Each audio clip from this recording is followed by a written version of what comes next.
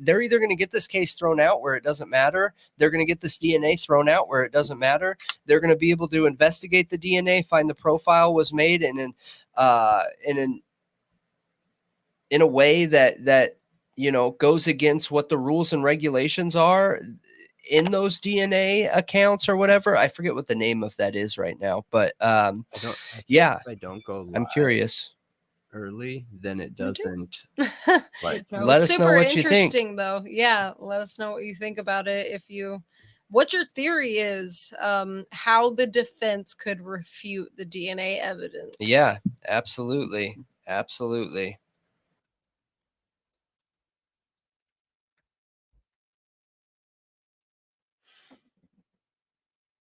Is it gonna do it? Is it gonna auto switch?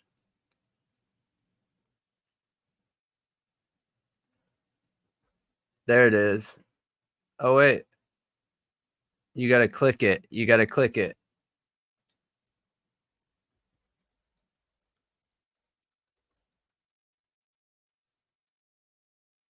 I don't think it just...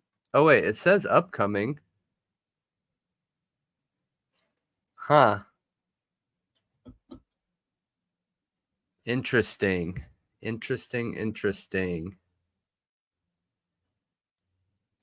Here, I'll post it real quick for everyone because I think some people hop on late. So,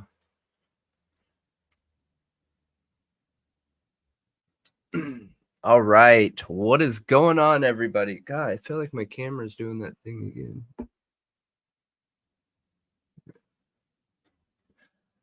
Hello. I've Welcome. searched through just about every font to try to find the ACDC font to make the ADHD emote. I wouldn't be surprised if it's trademarked. This is it. I think it is, but people have made ripoffs of it. Yeah. This is the closest one I can find on our thing, which you guys can't see it, but hopefully you'll see it soon. It pops up. If you guys like, look on my screen right here. So this is it right here. So next time, look for that because it's really strange. Sometimes it transfers people. I think Rumsey was on last time. And who is that messaging us? Huh? Yeah. You mean an email? Yeah.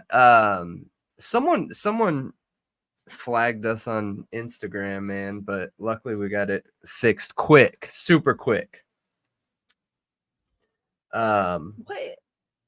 Why does it look like there's a spot on my forehead? I don't know. I think our camera's being kind of weird right now. Hello, everybody. Okay, so I figured we could kind of dive into can everyone hear me okay?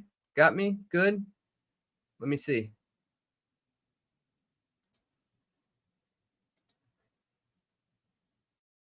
Okay. I think it sounds good. Awesome. As you guys hop in here, hit that like button, please. And I will do the intro because remember, all of these are now live. We are on Spotify, Apple, Google, Amazon. We're on everything. So we have officially, give me 1 second here so I can pull it up and show everybody right here. This is us. So whenever we're live, we are the True Crime Talk Show, and we plan on expanding on this idea, you guys, and interviewing other content creators. The plan is to have criminals on here, to have police on here, to have anybody that has some kind of involvement in the true crime community, world, cases, anything, private investigators. I mean, anything, we aren't picky. We're going to get to that point eventually once we get everything else set up. This was just step one to it. So this is the True Crime Talk Show. And actually, we're thinking about expanding here too. So, if we have someone that can come to the studio live in person, that would be awesome because I think conversations in person are a little bit more genuine and human when you can meet people face to face, But welcome, everybody. We appreciate all of you being here. My name is Brendan. And I'm Malia. And we are Thought Riot Podcast, and this is the True Crime Talk Show. So welcome, and this is where we dive in just a little bit deeper of our YouTube videos and the Thought Riot Podcast, long form podcast that we post once a week here. And it's everywhere. If it's a podcast platform, we are on it. So hop on there, check us out, give us likes. If you prefer it on Spotify, awesome. We're everywhere. So we appreciate all of you. Now, Hey, Rumsey. Hey, Ann. Hey, Michael, CH, Lori, Madison, Lindsay, Casey, Gotti, Joey, thank you. I appreciate that. Michael said it's not the cameraman, it's the withdrawals from nose spray.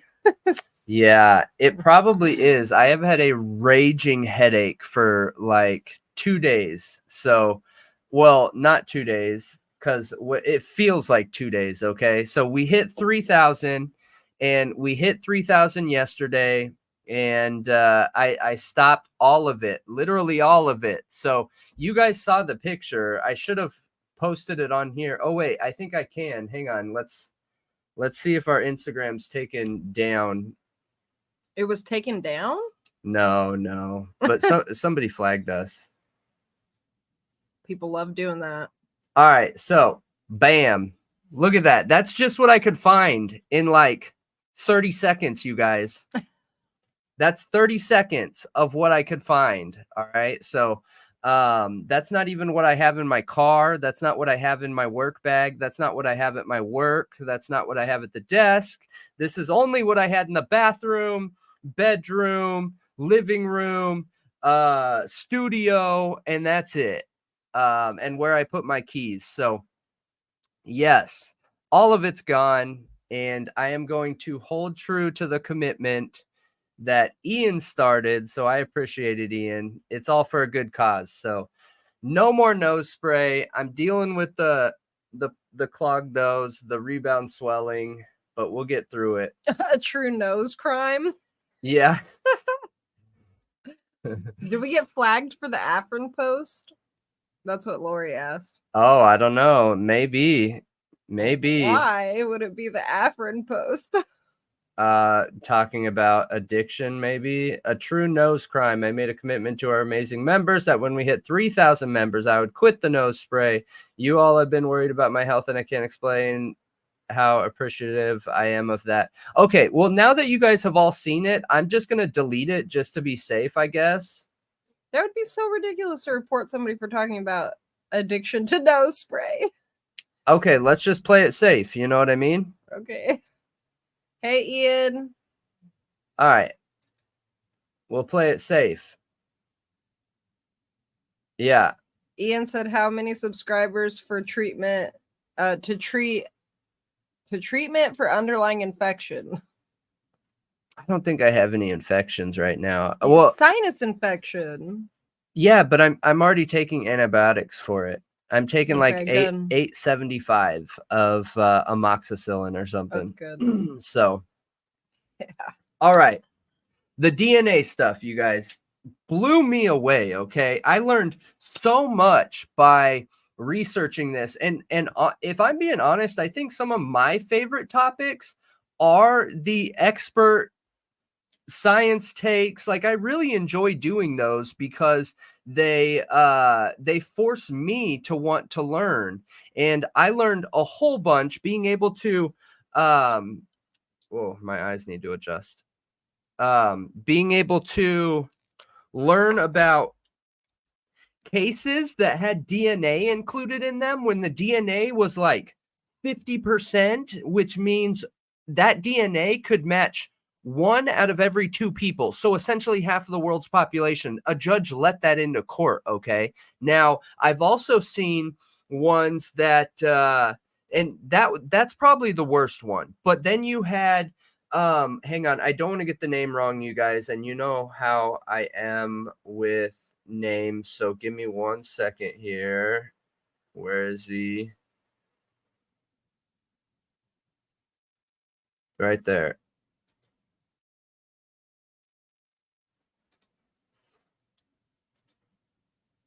Oh, did I not put his name? Gosh dang it, man. I'll pull it up. I'll pull it up. But essentially this guy right here, you guys.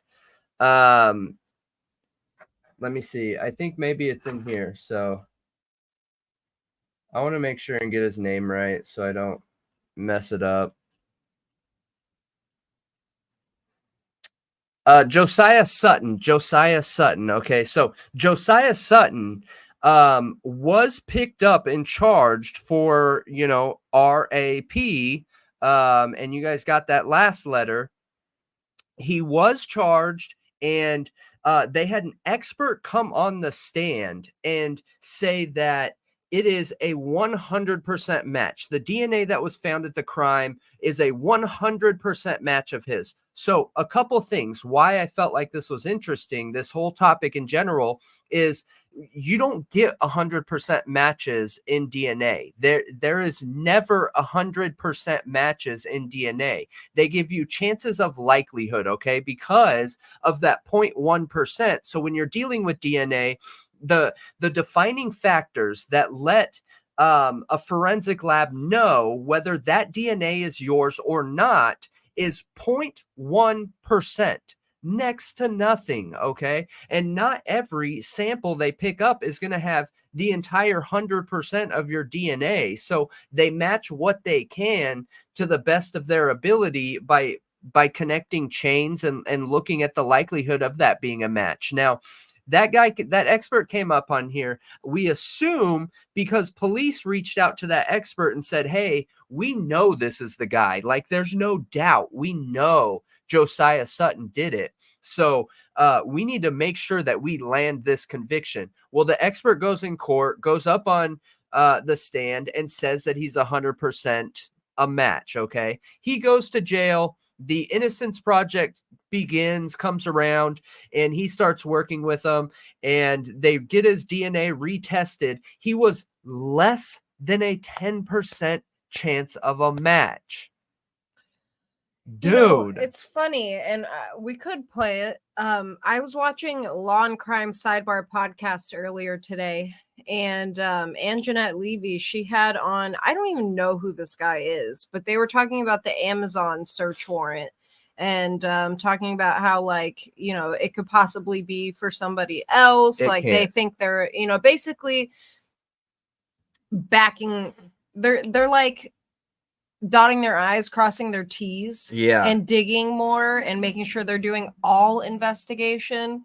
Well, then they go on to talk about the DNA evidence, and he's like, look, DNA is DNA. Like, if there's DNA here and it's yours, period. Yeah. And I'm like, that's what they want you to think. That I know, which she was asking actually pretty good questions. Like, I didn't feel like she was super mega biased. I felt like she was actually asking some pretty good questions. So when he's like, if your DNA is there, it's there. Now, how it got there can be questioned, but it's yours. And I'm like, from everything I'm seeing, that's not true. That's not how it works. It's percentage based, which means there's a chance that it's not yours. It is. Yep. It is. I couldn't find not one situation where somebody had the entire base chain of DNA of somebody's where they could verify it as 100% match. I couldn't find one situation of that. When they bring those DNA matches to court, you guys, they bring it to court and look at it and show the judge and show prosecution, whatever, and say, based on my expert experience and testimony, I deem that this is a match with this person at a 99% rate, or at a 5.37 octillionth of a factor of matching, right? If that's not the case, then they wouldn't be using that number as an example. They wouldn't even bring that up. So that proves that it's not just your DNA at the scene. That's not how it works. That is not how it works at all. They either use it in a comparison of this DNA could match 1 out of 5 million. This DNA could match 1 out of 2 people, like we saw in one of the cases out of Florida. This DNA match in the Josiah Sutton case was 10% likely. It was only a 10% chance that it was his. Okay. And another interesting fact, you guys, is all DNA, well, not all, almost all DNA. There's certain situations around, assaults, certain assaults where it's not. But all DNA is circumstantial. 99% of it is circumstantial. And the reason why it's circumstantial is because that DNA can't tell you how it got there. When I read that, my mind was blown because I did not think that. I thought what she was saying and what you were saying where, your DNA is your DNA. Nope, not how it works. It is circumstantial for one, because it can't tell you how it got there. They have no idea how it got there without a camera on it. And for two, it is your DNA based on an expert technician's percentage of likelihood of it being yours. Those are two very important things. Yeah. Like, very important factors. It's also really interesting that not like they can have a sample from you and it not contain all of your DNA. Yes. That's really, really strange to me. I never thought that, because from what they say is they break open the cells. Yes. And so I just thought every cell, like they would be able to get like 100% of the DNA from a cell. Right. So DNA starts deteriorating right away. Right away. Degenerating, yeah. As soon as it comes out the body, it is starting to deteriorate. And the best way to think of it is like a body, okay? Or even fruit, okay? If you throw fruit outside, it'll slowly become less and less and less an edible piece of fruit, right? Well, DNA left at a scene or DNA left somewhere is like that too. Now, let's say you have a bag of apples, right? A bag of 20 apples, and you throw it outside. And they fully degrade, all of them, all the way down to nothing. Well, because you had a bag of apples, you should have a whole bunch of seeds there and a whole bunch of stems there. And because you have a whole bunch of them, you should be able to do the math, create the likelihood of, hey, there's like 10 stems here and there's like a whole bunch of seeds here. So more than likely, this is an apple or multiple apples, right? Well, DNA is done in the same way, where even though it's degenerating and they can't find a single base pair of DNA that gives them the entire complex of the 0.1% out of the 100% of your DNA's blockchain, or not blockchain, base chain. I'm thinking finances. They can grab pieces of other ones and put it together and then rebuild that 0.1% that defines who you are as a person, and then compare that to the DNA found on the scene. Interesting. Yeah. Doesn't sound super exact. No, it's not exact. J-Ray, appreciate that. And I actually just real quick, I saw your comment and I Googled Dan Crane, and he has videos on his YouTube channel from 10 years ago saying statistical weights of single source DNA profiles.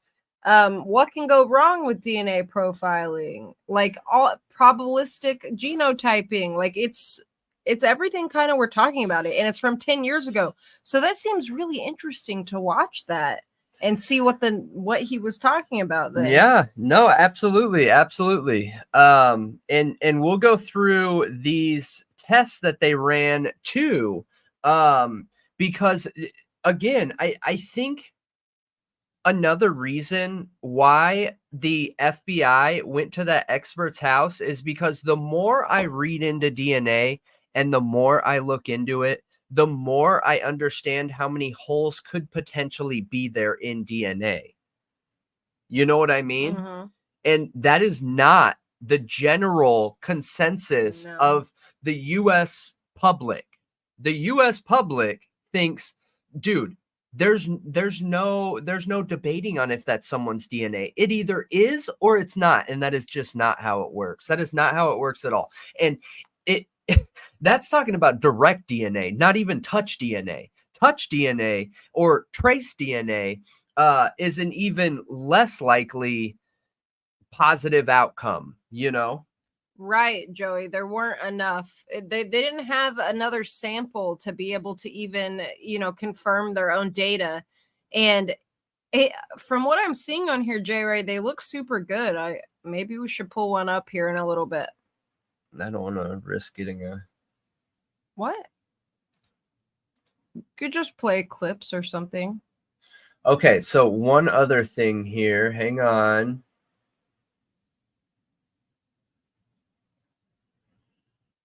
Where was it? Yeah, I'm sure. Bam. A lot of people debate this. I'm sure it has I'm sure it has changed a little bit because it's from 10 years ago, but I'm sure it could help you get the base understanding. Hang on. Where is it? I mean, Casey, I think how you prove that they built it wrong is by having people do it over. Correct. Yep. So, and that's another thing I'm really surprised hasn't been brought up is that single sample. Okay. So if I'm the defense, right? And like we were saying in the video, they need to come up with a reason for his DNA being there. It doesn't matter if you believe that someone placed it there fraudulently. It doesn't matter if he touched it at a store and then somebody bought it and he literally has the worst luck ever. It doesn't matter if he was there himself. The defense has a job to do, and their job is to explain and come up with reasoning how that DNA got there. There is no way around it. They have to come up with that. And talking about the fact that there could be major flaws in the recreation of this DNA. There could be major flaws with a single source to where you can't even build a verifying profile. You can't even do the scientific method. The scientific method is at least 3, right? At least 3 tests. And they can't do that. They have a single source of DNA. That is not reliable sounding to me, you guys. And then this here, a lot of people, so I've been saying this for a while, so I had to go hunting for it. I had to figure out where I saw it at, right? And this is details around the DNA. Theater mode. Brian Coburger, 28, is accused of fatally stabbing 4 University of Idaho students in a rental house on November 13, 2022. He was arrested after investigators connected DNA left on a knife sheath found at the crime scene to Coburger. And this is the important part. The knife sheath was reportedly sent for testing at a startup in Texas after initial testing at the lab in Idaho could not find anything on it. And we've had multiple people in chat that say that isn't the case. That's not how it went down. But unless we can get verifying evidence, it seems like it's possible that's how it went down. You know, I'm obviously not trying to say 100% this is how it went down because I wasn't there. And everything is theory unless you're there and or have very solid video evidence. But the fact that this is being presented in this way in the news, and there were 2 articles. This one was just the best for highlighting in the video. It looks like it's a possibility. I mean, yeah, that's what the media was saying. So, yeah. I mean, maybe they'll try to backtrack on that now. But I haven't seen any media say anything to the contrary. Like, that's not true. And remember, you guys, this is supposedly the best DNA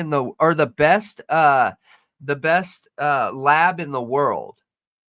We talked about this 2 talk shows ago, But this is supposedly the best lab in the world per the award that they won, Well, right? one of them, one of like 15. And yes, the PCA only mentions the lab in Idaho. Which no DNA was ever found in the lab in Idaho. None. Zero. Zip.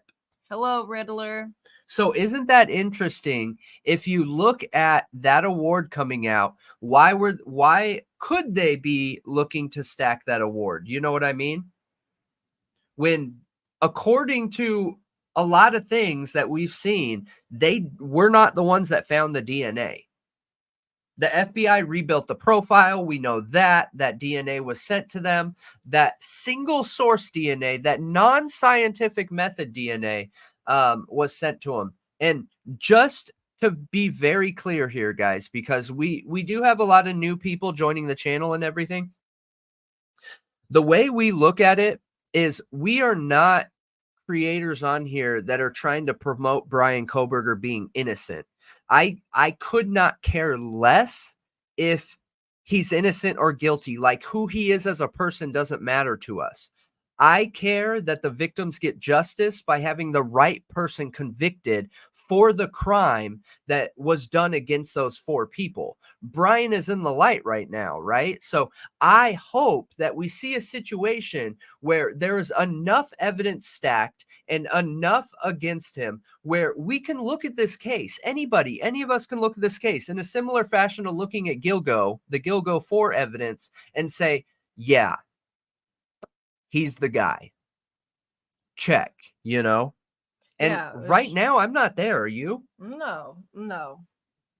And I think most people aren't.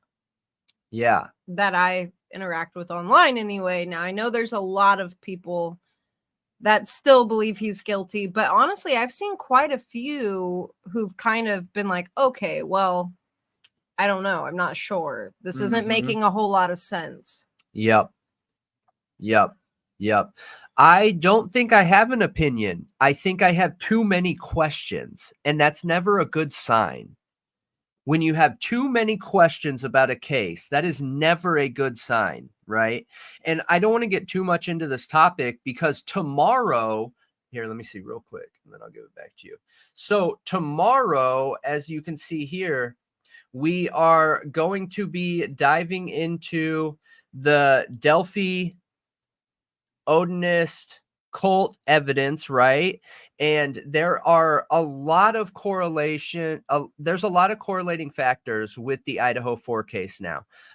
Make sure you guys hit that like button, notify, so you guys know when it pops up tomorrow at the same time. Right after that, we will be doing the live here, the talk show and follow-up conversation like we're doing now. But what's interesting is in this case, right? In the Delphi case, is we're seeing in the last 2 days that they are potentially reopening the investigation into looking at other people. That is phenomenal. That is exactly what should be happening. Look, if they believe there's a good possibility that Richard Allen is the guy, or he was involved in a group and was part of this, keep him arrested, hold on to him, and continue your investigation. Prove everything the defense is saying is wrong. That's the only way you're going to come out of this looking in any type of positive light. Why aren't we seeing that kind of commitment, looking at other people in the Idaho4 case? I don't agree that those search warrants are for anyone but Kohberger. I don't agree that they're looking into anyone but Kohberger. Oh, I think there's a possibility that they are. I think that's high hopes, man. Do I hope they are? Absolutely. But I just, no way. No way. So in Delphi, they used a knife. There was a bullet found, but it wasn't fired. Yeah, that's a trick question. Yep. So unspent bullet. Yeah, Michael, we just posted a member video actually before the stream. It was a few hours ago about that. Let me see if it'll show on here. The police backtracking in Delphi. Yeah, it will show on here. So I'll post the members link real quick. Hang on, guys. so that if you guys are interested, we have an awesome membership group growing right now. We have, in my opinion, some of the best thinkers there is out there on YouTube, and we appreciate all of you. Yeah, seriously. Ian said when he was visiting his mom last week, I guess they were talking about the sheath, and she thought that was like a huge deal, and she used to be a public defender, and that evidence might be the case. Well, in that case, then it better be pretty solid, because Ann Taylor's about to not poke, literally like plow a hole through that evidence, in my opinion. Yeah. I think there's going to be issues there. The fact that the state was so hesitant to give over that information makes me think it doesn't look great. Yeah. Yes. But that's just my opinion. So Riddler said some interesting things up here. What do we got? Blum said investigators sent the knife sheath to Texas because they wanted to make an arrest. They wanted desperately to tie the suspect to this knife sheath, he said. The lab in Texas specialized in proprietary devices that made what is called kinship DNA. Are you talking about the fake DNA? Is that what you're talking about? Essentially, just for layman terms, right? I know that they have DNA recreation now. Is that what you're talking about? Otherwise, I don't know that term. Right. Yeah, Michael, they just backtracked in Delphi. I don't want to dive too hardcore into Delphi, you guys. I just read that and talked about the member video. Yeah. You read what Michael posted? Mm-hmm. Okay. Yeah, I just don't want to dive too far into it because of tomorrow. Yeah, you know? Tomorrow we're going to go head first into that. Yes. But to me, you guys, I learned a whole lot when I was doing research on this. This is not something that I looked into before. Those links that we posted, can you highlight it or highlight what? Well, I guess the links you just posted. Yes. Yeah. Pin it.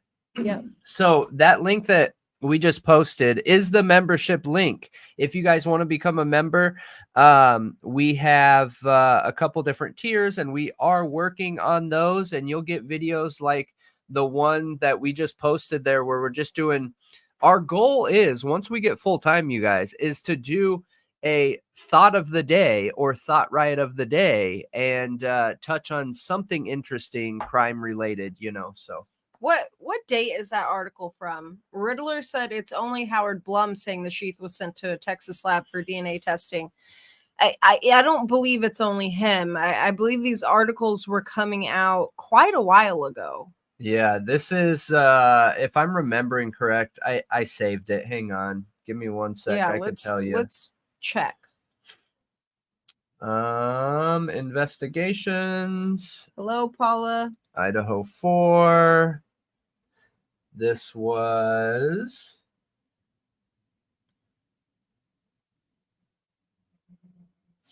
I mean, from what I see, they got Coburger because of a tip.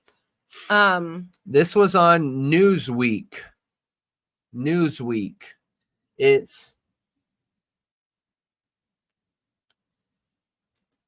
They got a tip about his car.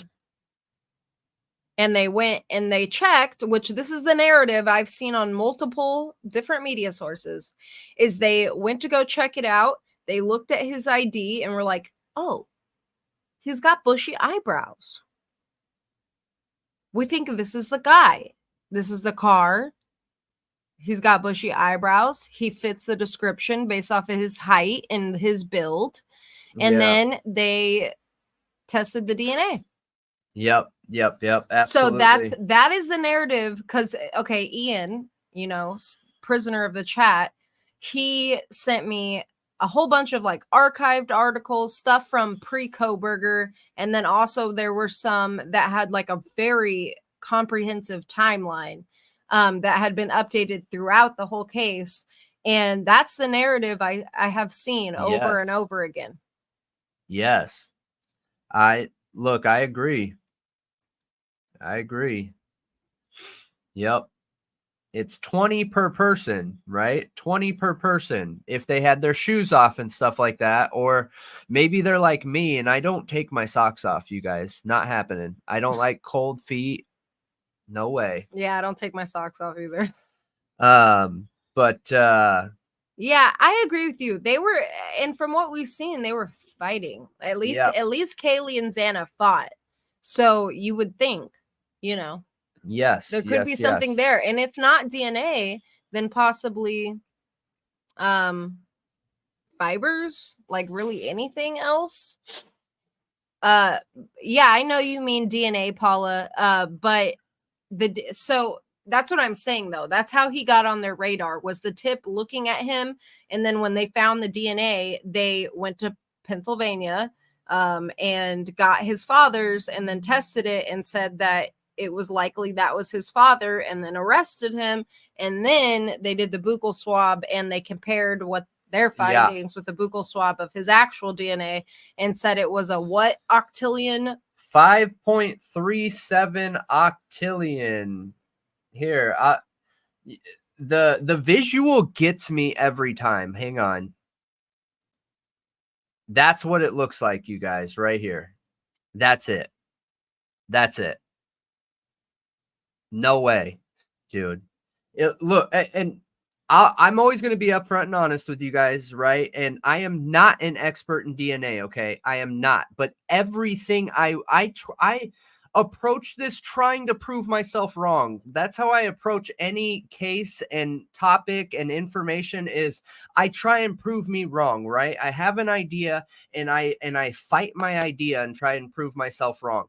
I couldn't find anything, you guys. Nothing. So to back up that number, to back this up, that there are roughly, understand roughly, and I hope that a DNA expert watches this and gives me the science behind why, not just some troll being like, that's not true. Okay, help me understand why, because now I understand DNA. So I would understand someone sharing the science of why there's another factor involved making this bigger. But okay, so there is roughly 8 billion base chains of DNA in somebody's body, and those base pairs make up who we are as a person, okay?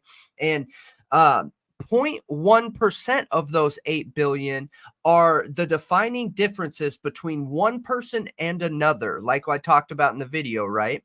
So 0.1% of 8 billion is 8 million, okay? That is 0.1. 1% of 8 billion would be 80 million. 0.1% is 8 million. So when you're looking at how many different factors and variables and combinations you can come up between 8 million different pairs, you times that by itself. 8 million times 8 million makes 64 trillion different variables, you guys. So how can Brian be the guy? What they're saying is he is 1 out of 5.37 octillion, when there's only 64 trillion ways to make a human. That doesn't make sense. What am I missing here? Yeah, I don't know. I'm not a math whiz or anything, but the numbers aren't numbering, so I don't know. Right. I don't know. There is only 64 trillion ways to make a human. There are 8 billion people on the face of this earth now. We need some, you know, I wonder if we could phrase that question without relating it to Brian Coburger and ask like an expert. Yeah, we can call some experts. We need to start having people on here. We need to start the process, you know.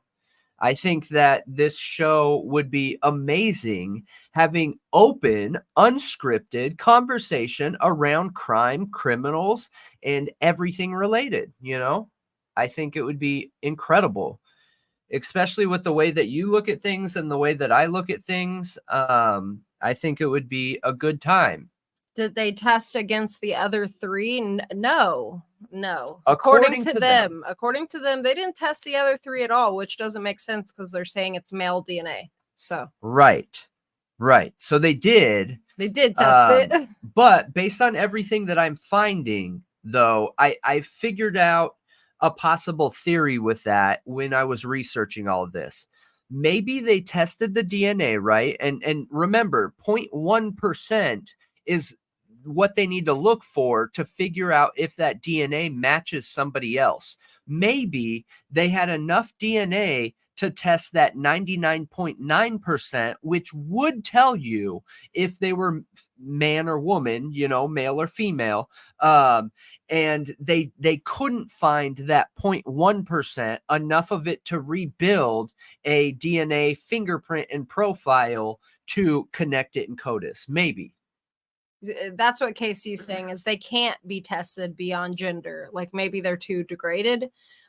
So Casey, as far as this is total layman terms because I am not an expert whatsoever, but the impression that I got is that they take this, DNA that's basically fractured, slightly degenerated, maybe it's not a full sample, whatever, there's missing pieces, and they run it through a system that's basically like an algorithm or like that fills in the blanks, and they rerun it and they rerun it and they rerun it over and over and over until they got something, I guess. Yeah. And I don't know when they know they got something. I don't know when they know that it's right. Like, I don't know any of that, but that's the impression I got. So I don't know how accurate that could be, really. Let's look at some DNA profiles here. I think there's definitely a lot of room for error there, though.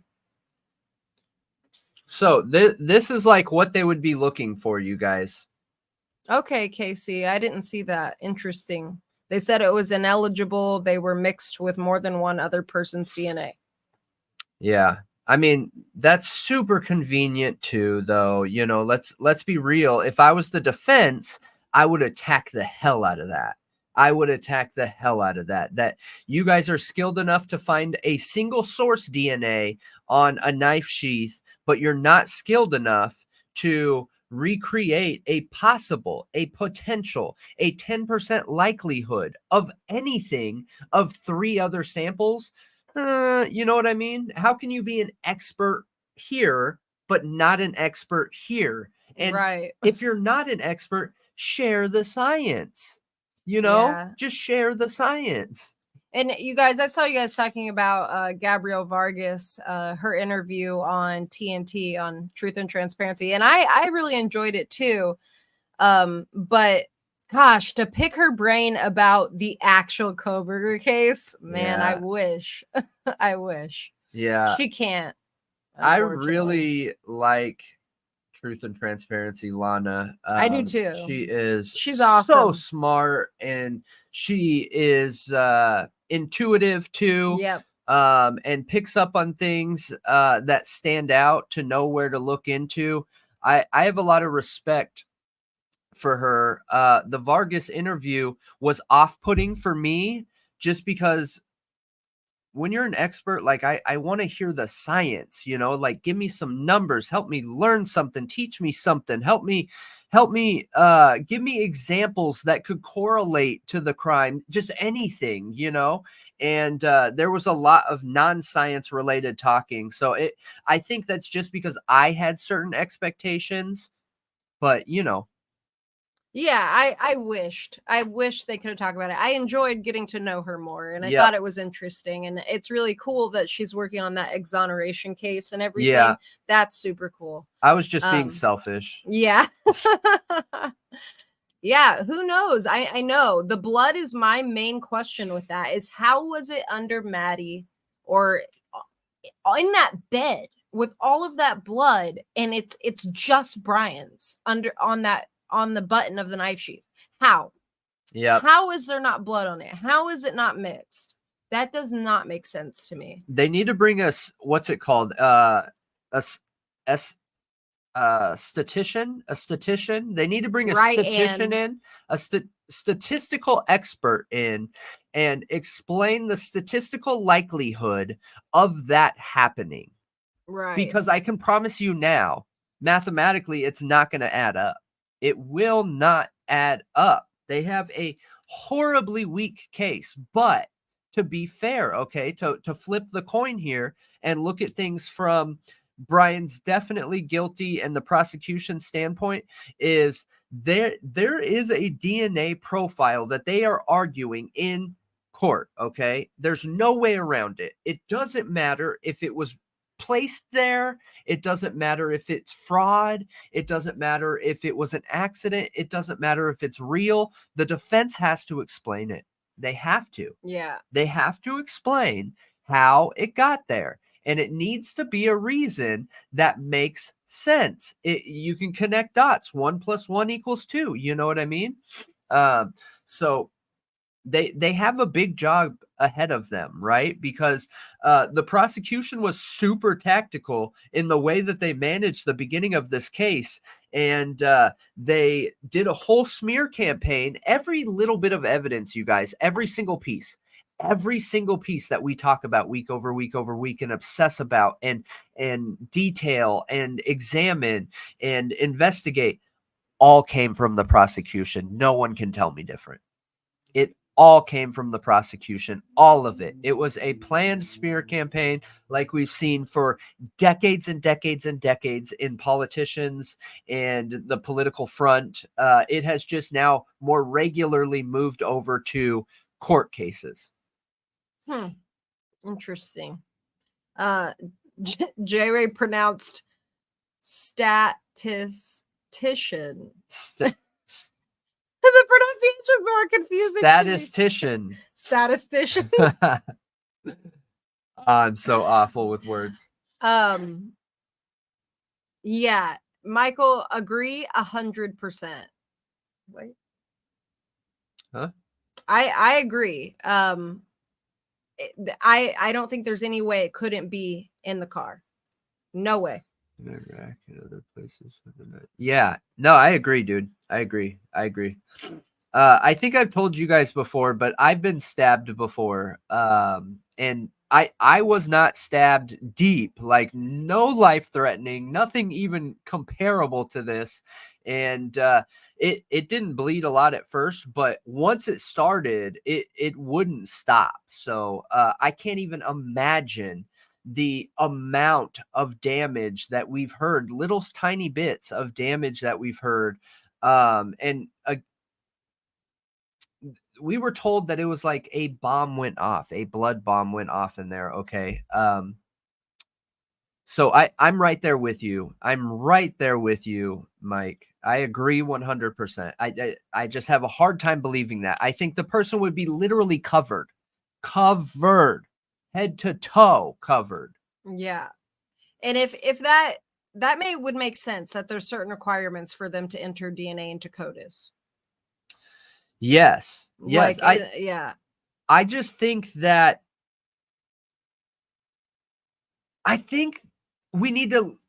just think that people in general need to have the opportunity to learn more about DNA, because you guys, I never knew any of this until a week ago when we recorded this, right? We recorded this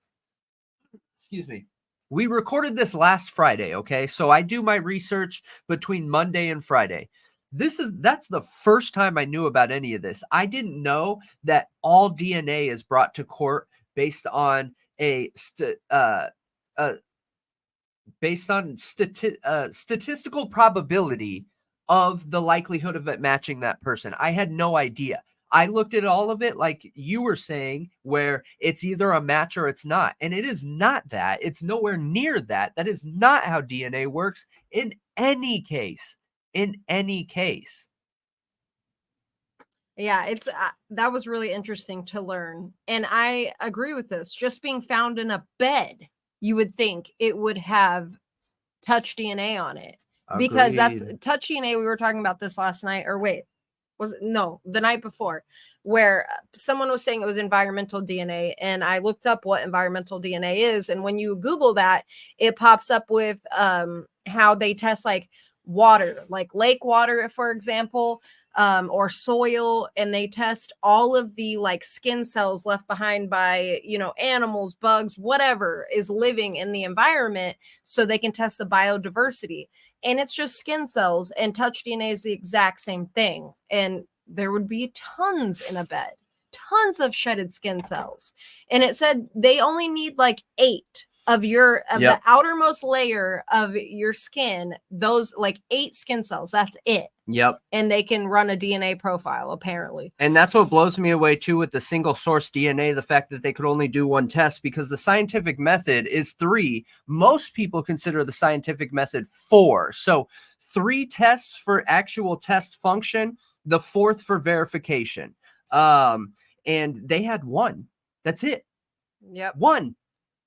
And you're telling me after all that time that it wasn't degraded? They found 1 cell that they were able to build a profile? Oh, man. Based on what I'm reading, that the likelihood of that is just very minimal. It's just very minimal. Yeah. J. Rice said, I thought the other unknown DNAs were ineligible because they were not an investigator could not have reasonably concluded that it would belong to a perpetrator, therefore ineligible to CODIS. Okay, so an investigator couldn't reasonably conclude that those people's DNA could belong to a perpetrator. So then they're ineligible for CODIS. That actually makes sense. Yeah, I get that. But I thought the statement was made that but I feel like that could be manipulated. Yeah. So Yep. No, I agree. I think the big thing is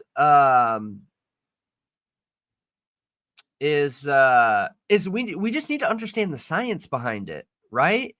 That's my big thing. If I don't know something, you guys, the first thing I go do is start reading and trying to learn and trying to figure it out, right? And I want to know these things. I want to learn these things. And each time I learn a whole bunch more information, like it still blows me away to this day. And I know I've said it a million times, and I apologize if you know, it's just repetitive for you guys, but like the fact that trace DNA isn't allowed in our own military court system is mind-blowing. It is not allowed at all, period. It is not allowed to be used as evidence because of how unreliable it is. It is not allowed to be used as evidence in most of the world's court systems. It is not allowed in Canada. I don't know about south of us, but it because of how unreliable it is, it's not allowed. And we're told that we have 1 single sample of trace DNA. Like,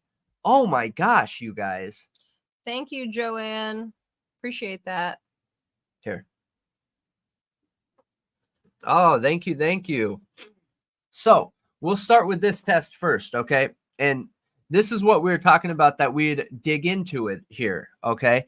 I think both tests are equally important, and this is where I have some of my issue with both sides of the table that are talking about this case. Is, you know, you have people, I see lawyers on here all the time, and I have a ton of respect for all lawyers and their knowledge and understanding case, crime, court, all of that good stuff.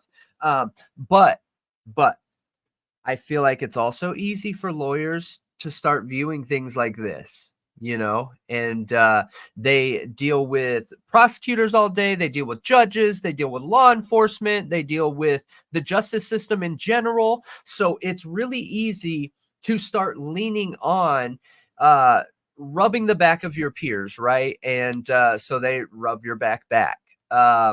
And I think that can cause some kind of biased view in some of these situations. So I see certain lawyers and experts come on here and be like,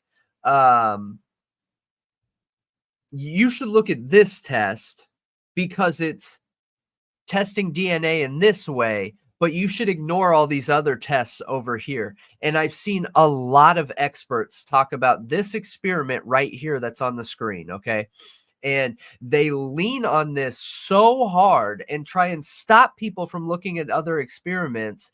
And I don't understand why. I don't agree with anybody. I don't care if you're the smartest person that has ever lived, literally ever lived on this earth. You're wrong if you're trying to make it seem like people shouldn't take all information into account. Everything. Absolutely. Even information that is so far out in space that it's a little bit ridiculous on the ridiculous side. There is no reason why you shouldn't compare and contrast that information with more realistic information and use it as to reaffirm the more realistic outcome, theory, whatever. You know, I just have a very hard time with anybody telling people, hey, just ignore all that information over there. This is the right information. Well, you know what's funny to me Okay. is that the media and the police come to internet sleuths when they can't crack a case. Okay, when they're at a dead end, they will literally post things to the media online looking for help. But then when they don't want people asking questions about their evidence and their defendant, then it's be quiet. I know. You internet sleuths, stop asking questions. I know. You're just going to have to trust us. Yeah, as I see that clip from Idaho4 when they say, look, you're just going to have to trust us on that. Exactly. Yeah, I know. They're like, stop asking questions, stop digging. You guys are know, conspiracy theorists now. But Yep. but when we need help, we'll ask. We'll let you know. Yep. Yep. All right, so this test, you guys, this is very clear. This gives everything. I can explain the rest of it. I will tag this in here. I'll be right back, okay? Okay.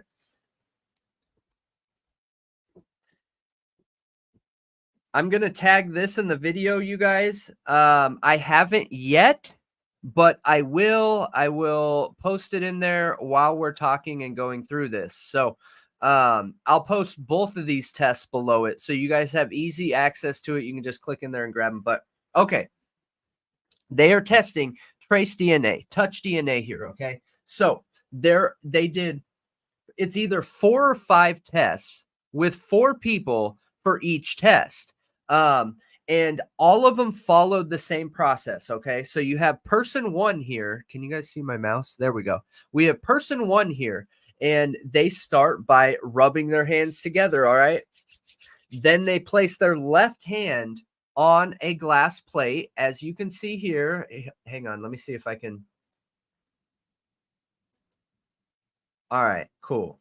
So rub hands, left hand on the glass plate, right hand picks up the knife, okay? They stab a box that just has, who knows, whatever is in it. Just some kind of filling is in it. I think it's like styrofoam or foam or pillows, who knows. And then they place said knife that was being held by the right hand on a piece of paper. And then they place their right hand on the glass plate that just had their left hand on it, okay? And then lift and right hand on the second glass plate. Now, this gets repeated 4 times here. So now you have person 2. Rub hands, plate, knife, stabbing, paper, right hand on plate, okay? Then we have the same thing again, okay? Where it's only these 4 people that is picking up this knife and touching the glass plate. All right. And they do this test 4 times, 5 times, something like that. Now, results.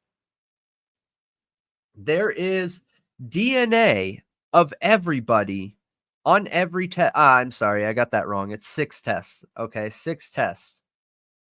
Bam. So they did this 6 times identically. And as you can see in test 1, there was DNA from person 1, DNA from person 2, DNA from person 3, DNA from person 4, and unknown source DNA. I'm assuming that unknown source could be people that shed skin cells during setting up this test here. I think it's possible, right? Then you have 2 where whoever person 3 was must have had like really wet hands or something is my assumption. Ew. Why is this doing that again? It's making the camera like orange. That's weird. But they must have had really wet hands here, okay? Because look at this. Wet hands. Yeah, and I'm assuming person 3 absorbed the little bit of person 2. Now, there's a sliver of person 2 on here, just a tiny bit. So we have person 1 almost next to none of person 2, person 3, and person 4. Third test, all 4 people again. Fourth test, all 4 people. Fifth test, all 4 people. Sixth test, all 4 people. All right. So why that's important is because that's showing once that DNA is on there, and this would be a good test for the prosecution, okay? Mhm. Because they would be able to take the knife sheath and say, look, once that DNA is on there, there is no taking it off. So it doesn't matter that there could have been a body on it. It doesn't matter that it was on a bed that's filled with somebody else's skin cells. That doesn't matter. This test proves once there's DNA on it, more than likely there will continue to be DNA on it from whoever touched it, you know?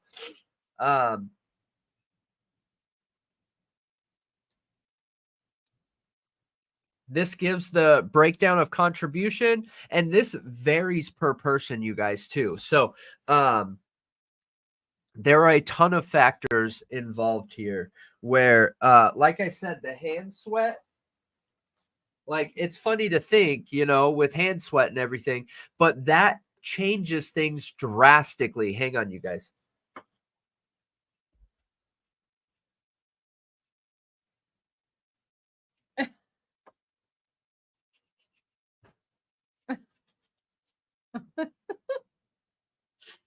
I didn't know if it's something on there. Sometimes it can be something on the lens that will make it like not adjust like it's supposed to. And I feel like it kind of looks better. Yeah, it went like little bit. really white and then it kind of Yep. corrected a little. Why do I look so shiny? But yeah, you can see the breakdown of all the tests here. Person 1 self, right? Pretty big contributor. Person 2, person 3.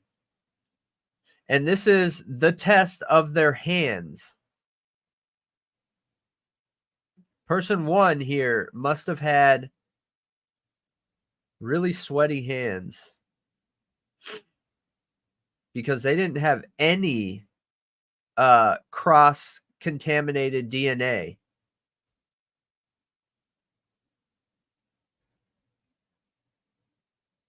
Person 3 picked up everybody. So that validates the sweat hand, the hand sweat here. So person 3, you guys, was this one up here that essentially it looks like to me, based on this evidence, person 3 must have had really moist hands and picked up a lot of the skin cells from person 2. Now, when you look down here, this correlates with that. Look at, they had a whole bunch of people on their hands, which would mean there's some kind of, there's some reason why they picked up additional DNA more than others. Person 4 too. Person 4 has everybody's DNA on him. Yep. Well, not everyone. They don't have purple. No. Purple or person 1. They only have a little bit of person 2. Oh, you're right. You're right. You're right. I was mixing up yellow. Yeah, they have a little bit of person 2, but they went right after person 3.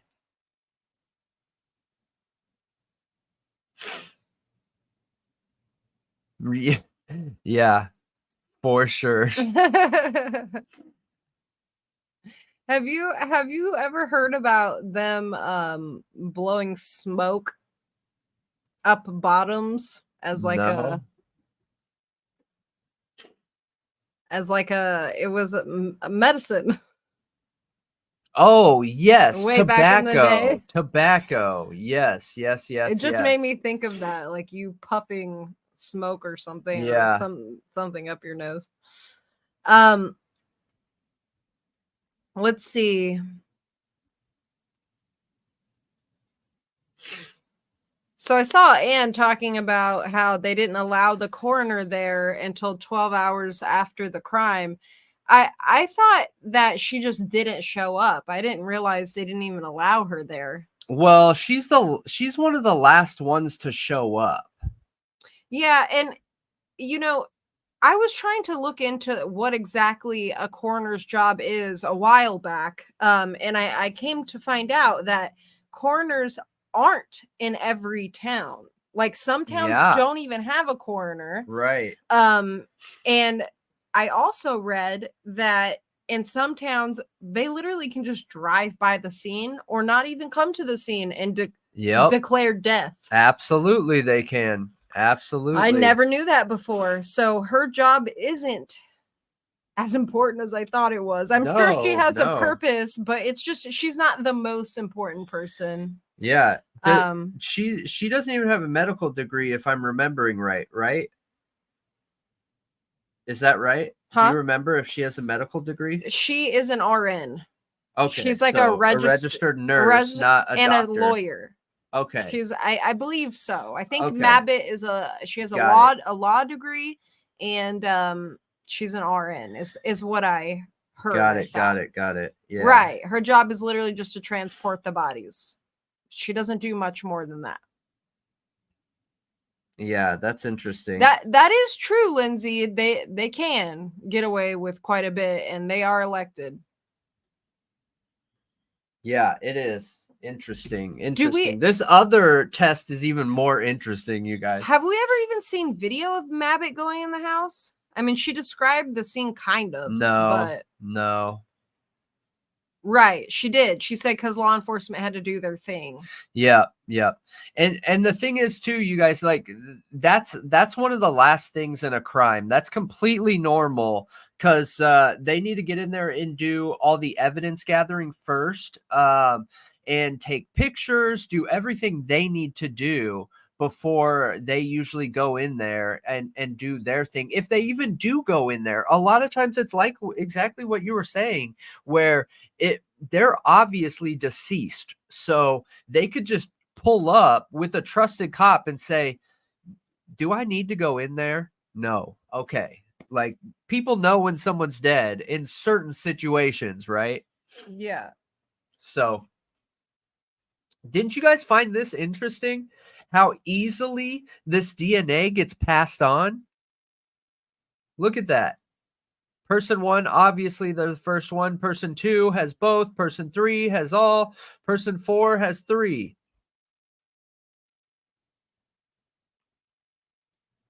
Oh, that's a good question, Chief. Speaking of that, when were the bodies taken out? I actually don't know.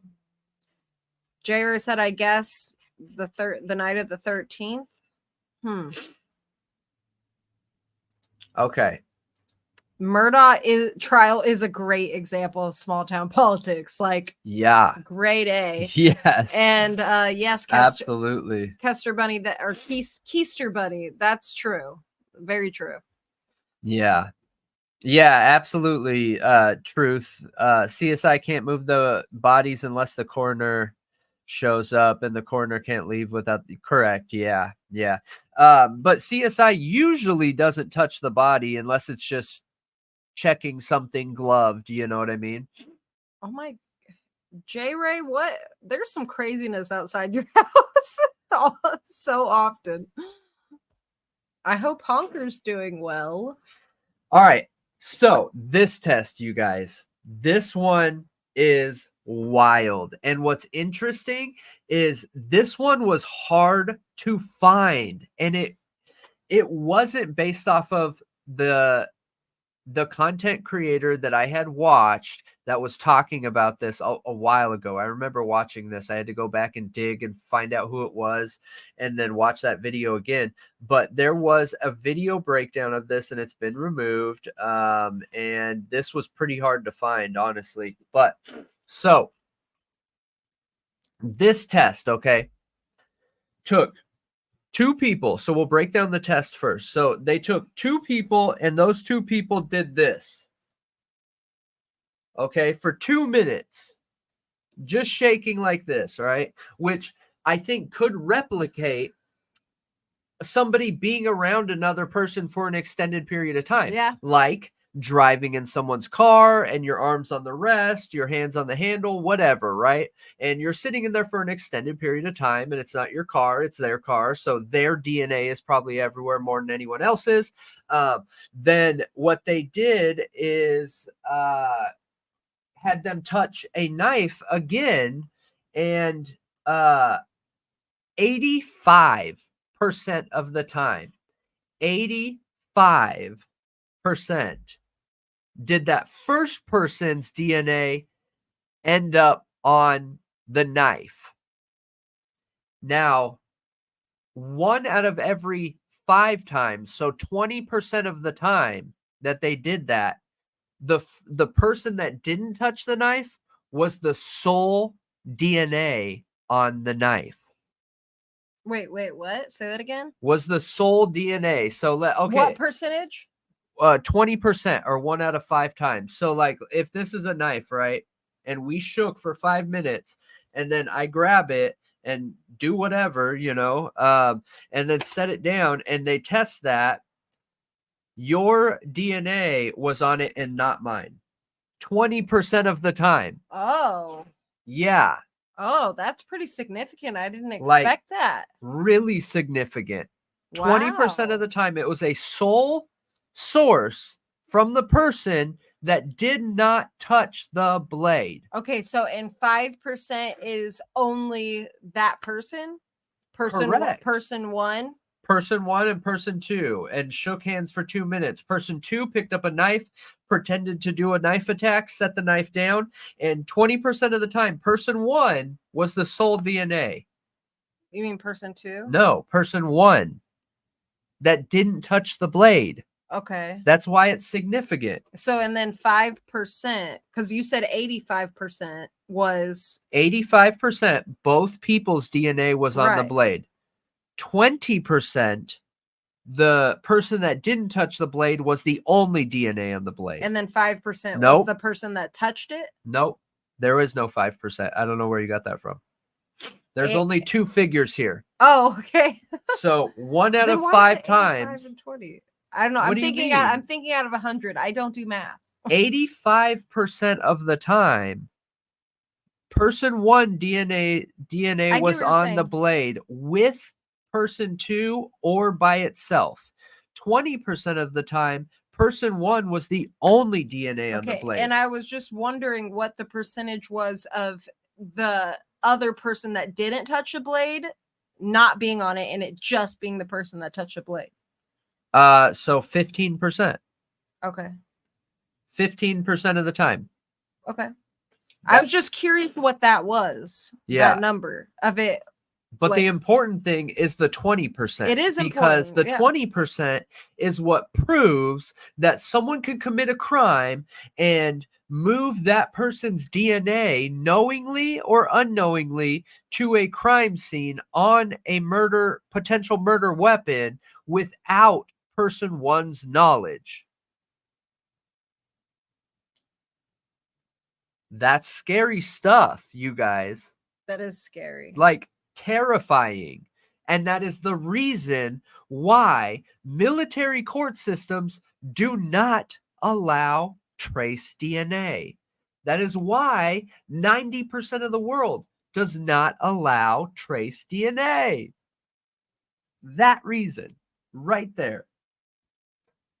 That's why those kind of DNA issues or fraudulent or honest mistakes is why the Innocence Project has saved 35 people from death row that were innocent, has overturned over 200 cases in the U.S. alone of people that have been proven innocent.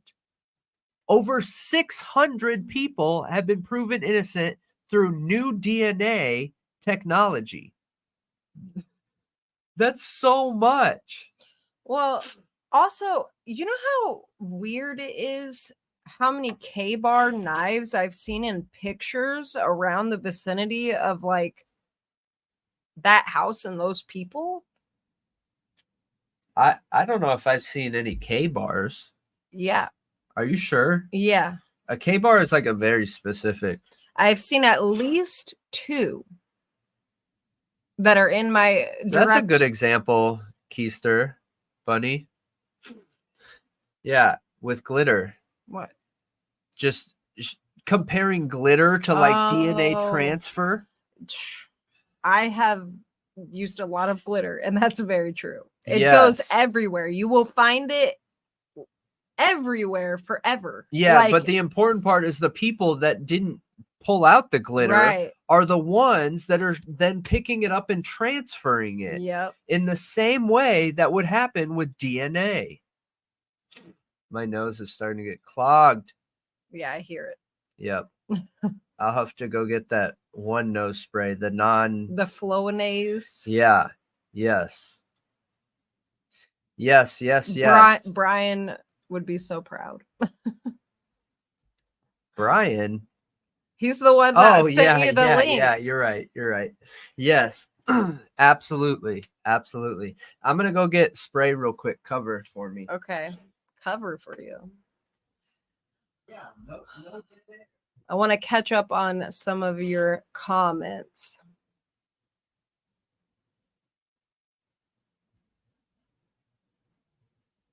Yeah, that's true, Keister. Fingerprints everywhere. Oh, J-Ray, I wanted to say with the honker spaniel thing with the emote I'm supposed to be making, I've been trying to do AI generated images. They're interesting. Very interesting. I can't get them quite as scruffy as the honker, though.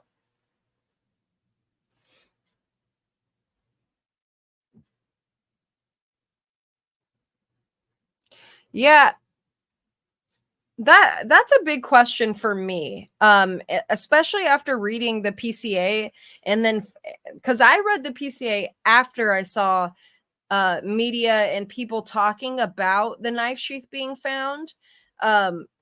They just like omit all of that from the PCA. The fact that it was found the second walkthrough. And then there were so many discrepancies of whether it was next to or under the body, which regardless, like we were talking about earlier, for me, I still feel like even if it wasn't under her, it's so likely for it to have other people's DNA on it or hers. Kaylee's and hers.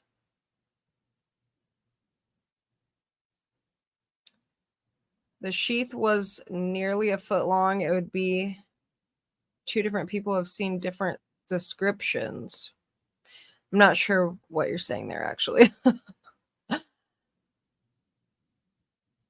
I know. I'm so curious about BK, Lori, about him possibly having just even touched other knives beforehand.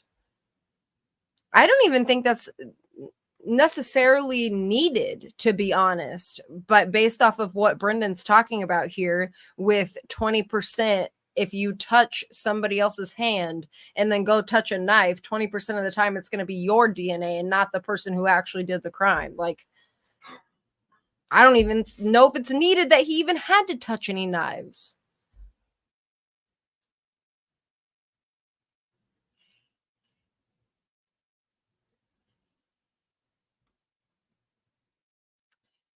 Just realized, I think, okay, so my bad. Payne said he later noticed the sheath, and Blaker said ISP found the sheath.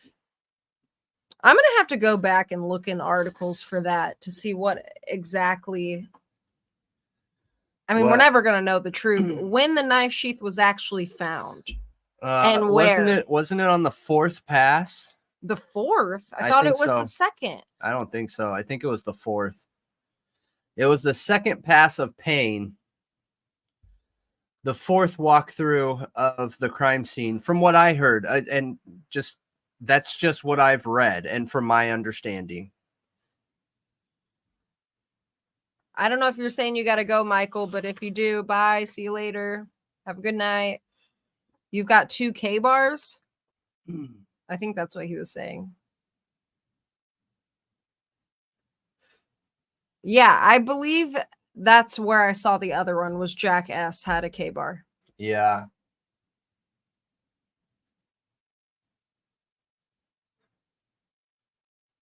I have also touched guns and knives at shows before. Yes. And that's totally possible.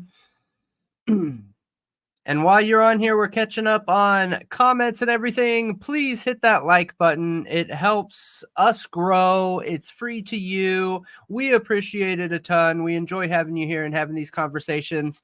And it will help us get to a point where we can have these conversations more with you. And then for everyone that's new on here, we are on Spotify and all major podcast providers. So the True Crime Talk Show is what we're on right now. We also have a weekly long form podcast that's about 3 to 4 hours. I think this one's like 5 hours that we're about to post. But yeah, hop on here, give it a rating, a like, a listen, whatever is your preference. Bam and bam. And we will be posting this one up on all the podcast platforms after we're done here. So yeah, we appreciate all of you. Now back to it. I thought Payne said in the PCA that it was just laying next to her. Like it was that general. Yeah, in the PCA. it was. I guess I haven't read the Washington search warrant, J-Ray. I'm gonna have to read it. I can't remember. Long time ago. I just can't remember right now. No, I can't either. There's no way. I can barely remember my name, you guys. I'm not joking. Oh, no, I was running because I have 2 K-bars. Just don't go to Idaho, Mike. Just don't. Yeah, for real. If you got a K-bar, you're going down. Yeah, so this just blew me away, though, the DNA, you guys. I have been waiting all week to hop on here and talk with you guys about it because it just mind blew me in a way that I can't even remember the last time. At the unreliability of it, it is mind-blowing. Absolutely mind-blowing.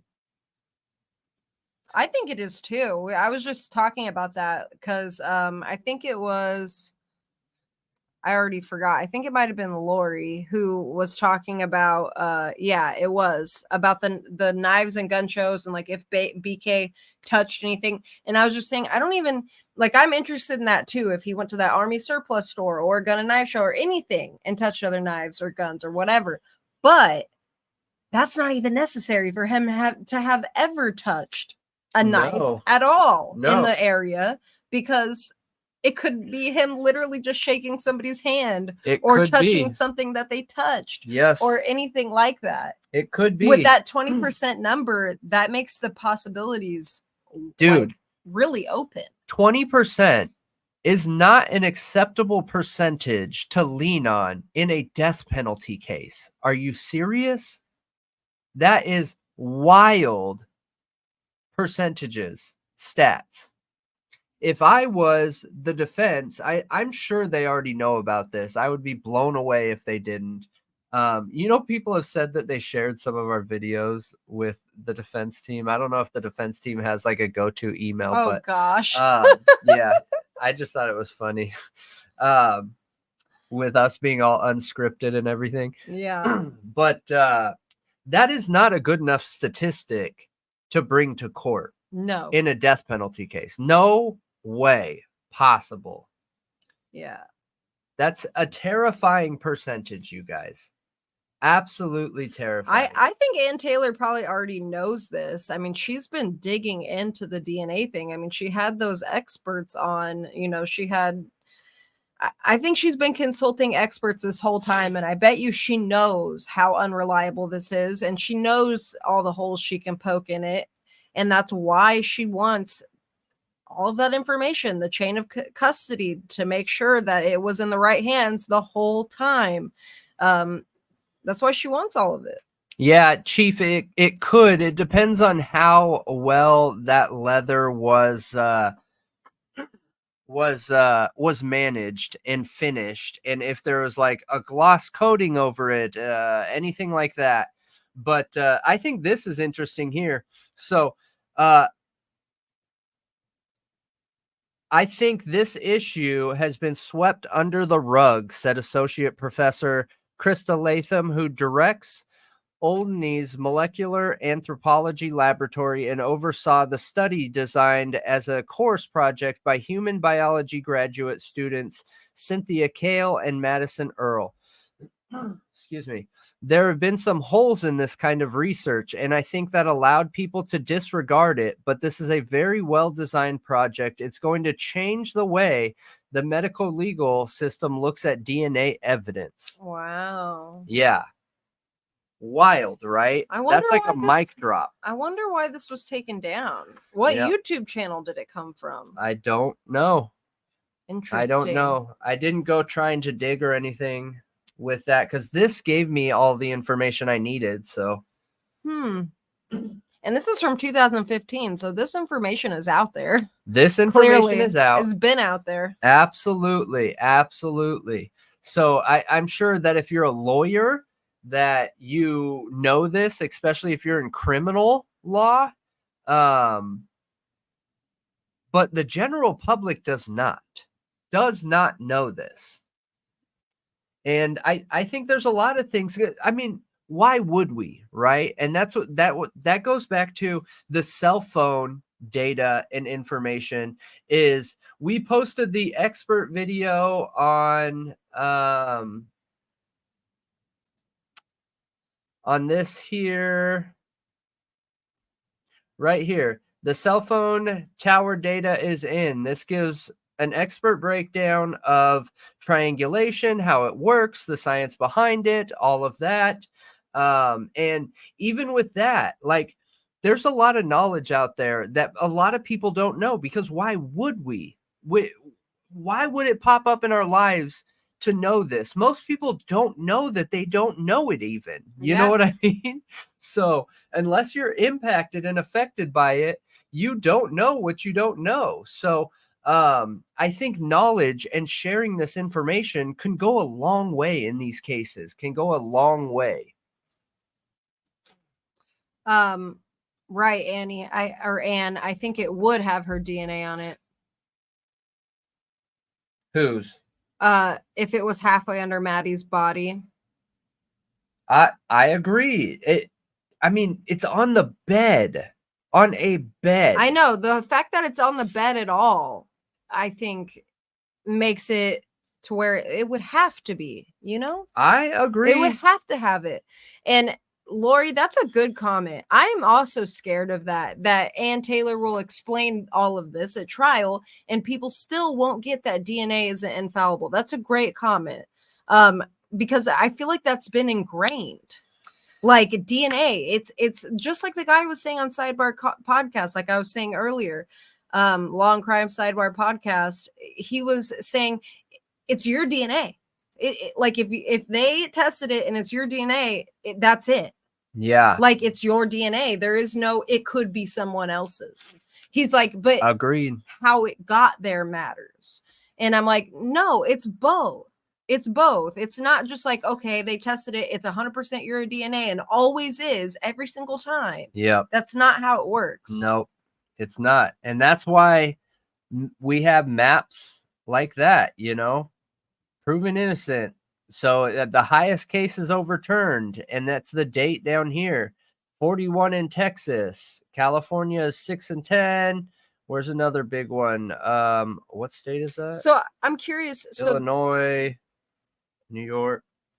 So I'm curious. They were all exonerated by DNA evidence, but how many of them were convicted via DNA evidence? Yeah, that's a really good question. Know. That's a really good question. I don't know that. Yeah, I don't know that. I wonder if we can find that statistic. But or J-Ray, if you know it. We know Josiah was convicted. With DNA evidence? Yes. The expert came on and testified that it is a 100% match. So at least we can find that example. I'm just curious how many now. 100% match. And that was an expert title. came into court and said it was a 100% match. Got retested after 5 years of serving time. 5 years. And it was less than a 10% likelihood of a match. Dude, that is so crazy, you guys. I feel like that's just framing somebody at that point. Oh, absolutely. Yeah. Absolutely it is. And the worst part about it is, right, is I don't feel like you just have all these evil people. Like even that expert that got up there and testified that it was an exact match, I guarantee you he thought he was doing the right thing. Guaranteed he thought he was doing the right thing. He believed that he did it for whatever reason, the officer bias, whatever, right? They believed this guy did the R word. And he believed he was doing the right thing. And that obviously isn't. Obviously isn't. You let the DNA lead. You follow where the DNA leads. J. Ray, I was just wondering what the statistic is on people who were convicted by DNA evidence. Like that was the main thing in their case, the main evidence that got them convicted. And then later had it overturned with DNA evidence. Yeah. If we even have that statistic. Yeah, I agree. In my opinion, experts should face some kind of consequence or review or something if they help convict somebody who's later exonerated. Yeah. And experts, J. Ray said, should never say 100% in court, especially. Yeah. Yeah. Ian and J. Ray, I also agree with that. Yep. I do 100%. There's very little evidence out there that's 100%, unless it's something like video evidence, but that speaks for itself. And normally that's presented as such in court, you know, so that the jury can see it themselves. Yeah. Yeah. So I thought this was interesting, Keister. I feel like this is a good comment. This is why the prosecution is panicking and trying to eliminate the genealogy stuff. I have a feeling they backfiled the PCA to get the warrants, hoping they would find definitive evidence. And I do think they were hoping that. Yeah. With the car and the apartment and all of that, I think they thought they were for real going to find some like hard evidence. Absolutely. They were working the case backwards from the start. And see where I can see that at too is, look, in a town like Chicago, okay, where there is a murder every day, basically, this town has the experience. They understand what happens when you work a case backwards. They've seen other blue-blooded brothers go down for doing stupid things in cases like this. And then you have a town like Moscow that has no experience in crimes like this whatsoever. Anyone that says that they went through training and I call it all day long. I'm not a police officer. I get it. But there's a big difference in anything between firsthand knowledge and seeing mistakes for yourself and sitting in a classroom and learning about them. So I don't think that they could look at this and see what could happen in this situation by working the case backwards. Something pointed them to Brian and they worked backwards and they did it quick, dude. They did it quick. I don't know about you guys, but I feel like based on the evidence that we're seeing, it was like, what, 10 days or something like that? 7 days that their claim is that they were able to pick him up. That is no time at all. Yeah, I think None. It's anywhere from probably about a week to 2 weeks that they did this. So where is this? The only difference between the way they busted the Golden State Killer and Brian is one is a cold case and this is a fresh one. I guess it's kind of true, but just because they may have got the DNA right in one case doesn't mean they're going to get it right in another. Yeah. And there's other circumstances to this case and that one as well. So the Golden State Killer wasn't so secretive. He wasn't secretive at all. He taunted the police by running out in the street while they were on their way. Like, yeah, I meant the investigation and the court. Oh, stuff. Right. You're right. Yep. You're right. Yep. But he left his DNA everywhere too. He did. He wasn't worried about it at all. I know it. I know it. So I think this has a lot more scrutiny. And I think part of the fault of that is the police force. I think that if they wouldn't have played this so secretive, if they wouldn't have managed this the way that they have, the entire world wouldn't be obsessed with it in the way that they are. Yeah. I think the police are to blame. They can point blame on people like us all day long, that's fine, but it's not illegal to have an opinion. Right. There's been a million cases like this before. And why is your case getting so much attention, so many questions, so many concerns, everything that comes with it? It's because of how the police managed it, you guys. Yeah. Oh, I see some good comments. So Ann said, and his dad's DNA was overnight. Really, that's crazy. I didn't even think that was doable. Like, It's I don't not. know if it is actually. It's not. Ian, with the Golden State Killer, though, there was such an abundance of evidence against him, which is true. If you take out DNA from like 20 crimes, it's still beyond Gilgo level, and it is very much so. Yeah. I think every crime is Hopefully. different, and with the Golden State Killer, I think we can compare any case to any case and be able to point out the differences in the public's perception and what the police did to manage that. You know what I mean? And most cases are not kept in this kind of secrecy. The only other case that's probably been as big as this is probably OJ, but you're talking about a national icon, Really, J. Ray. for So football, college football. they're only supposed to use IgG when you have no other options to solve the case. That's not what happened in this case. I think the main concern that most people have is the working the case backwards, which means you're going to take all the evidence you find and fit it to that narrative, fit it to that suspect. And then you can't debunk yourself. Like, you can't weigh the evidence. You're fitting it all. You're molding it all to this one person. Yeah. J. Ray said, it answers only part of the question, but DNA exonerations make up about 15% of all exonerations in the U.S. I'll figure out what you asked. Give me a second. Okay. Yeah. For the how many were DNA convictions and then exonerated? Right. She said that's only part, though, of the answer. Yeah. Yep. Yeah, I got you.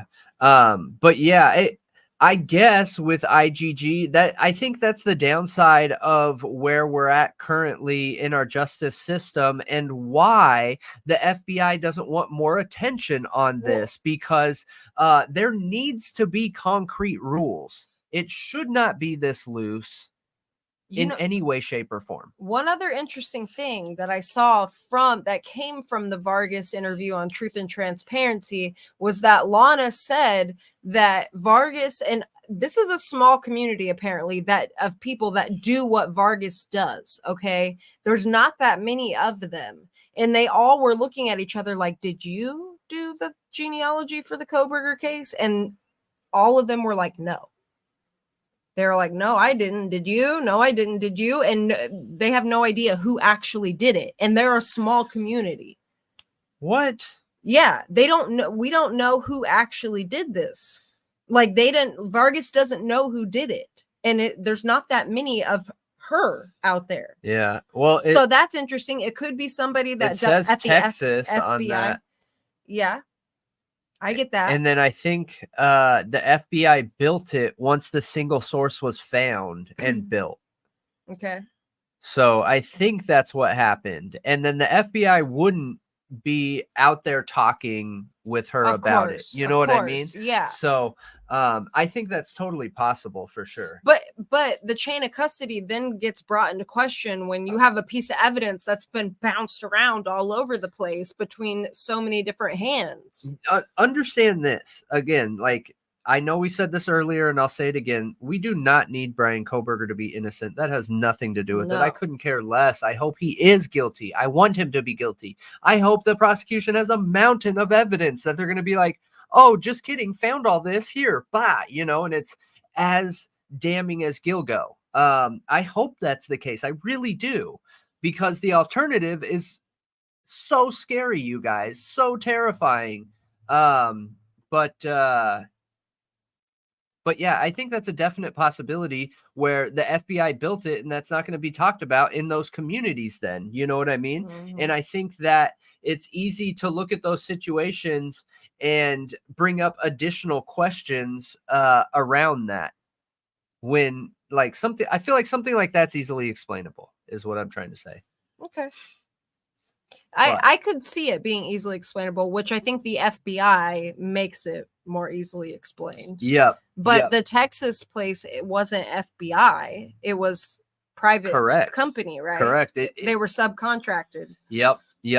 And also, regardless of Brian's guilt or innocence, I think that any case, you guys, anything, every single piece of evidence, every single one, should be shared with the defendant. Everyone, every time. It doesn't matter if it's for a search warrant. It doesn't matter if it's for the conviction. It doesn't matter if it's for anything. If it relates to the defendant, they deserve to know that information. Yeah. 100%. So I haven't heard this, Mike. I heard the sheath was tested twice and did not find anything. The third time, a lad used a vacuum device to get 16 cells out of the button snap. Interesting. If you have a source for that, I'd love to see it. Yeah. You can't post links in the chat though. I'll post the email real quick. Yeah, post the email.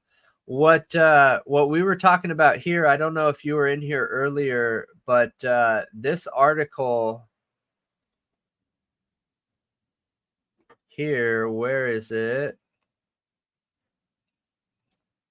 Right there. So that's the article we keep referencing about the test. So the knife sheath was reportedly sent for DNA testing at a startup in Texas after initial testing at the Idaho lab in Idaho could not find anything on it.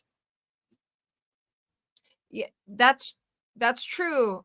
Truth. They don't actually bounce around the knife sheath like all over the country. But the knife sheath did get passed. It did. It wasn't just data because they couldn't find anything the first time. So it did get bounced around, but that is not normal. That's not typical. Yeah. It is usually just the data that's in the computer.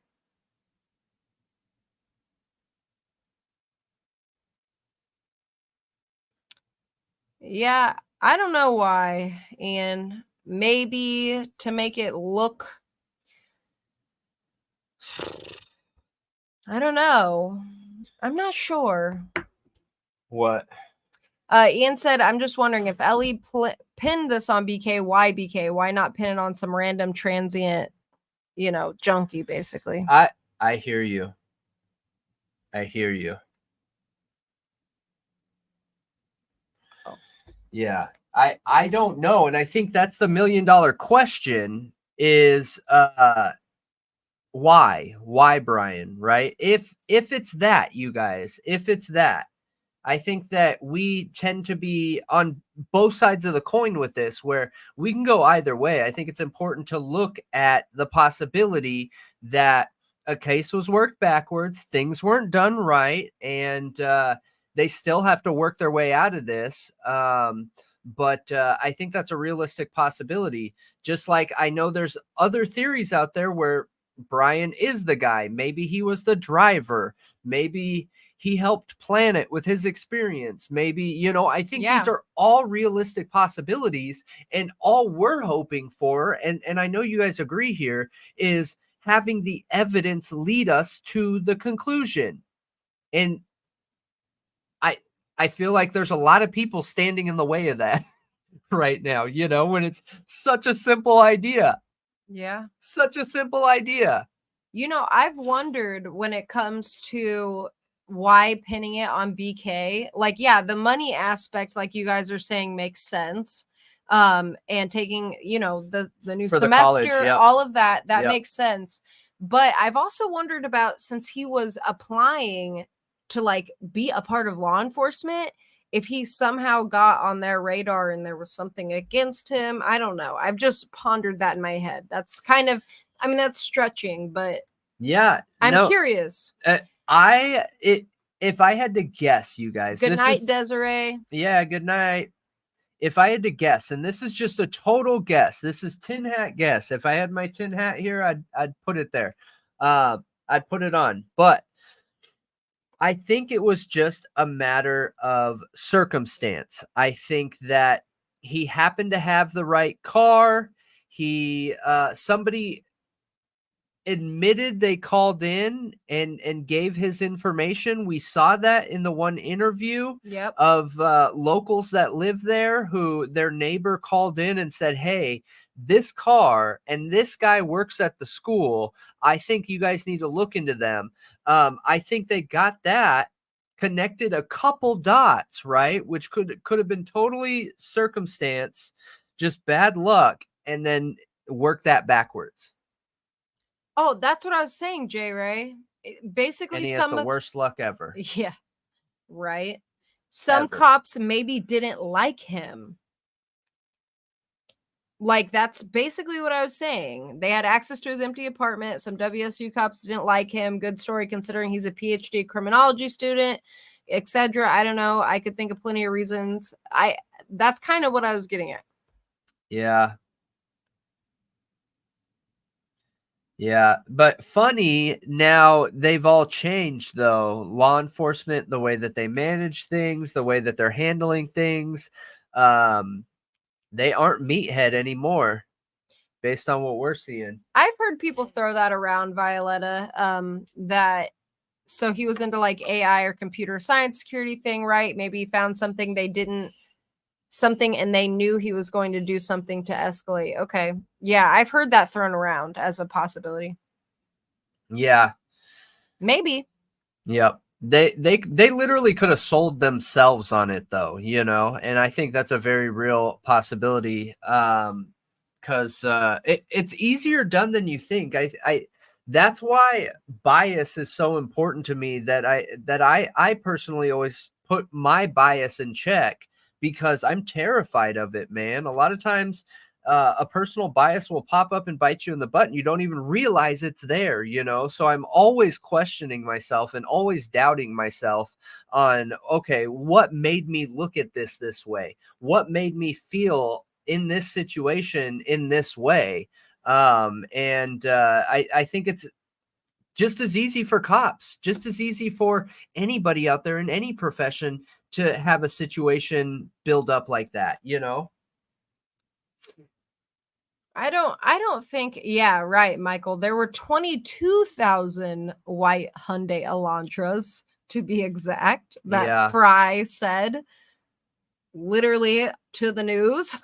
He's like, we're looking at 22,000 white Hyundai Elantras that fit the description. Yeah. And then they get a tip on one and think Brian's got bushy eyebrows. This must be the guy.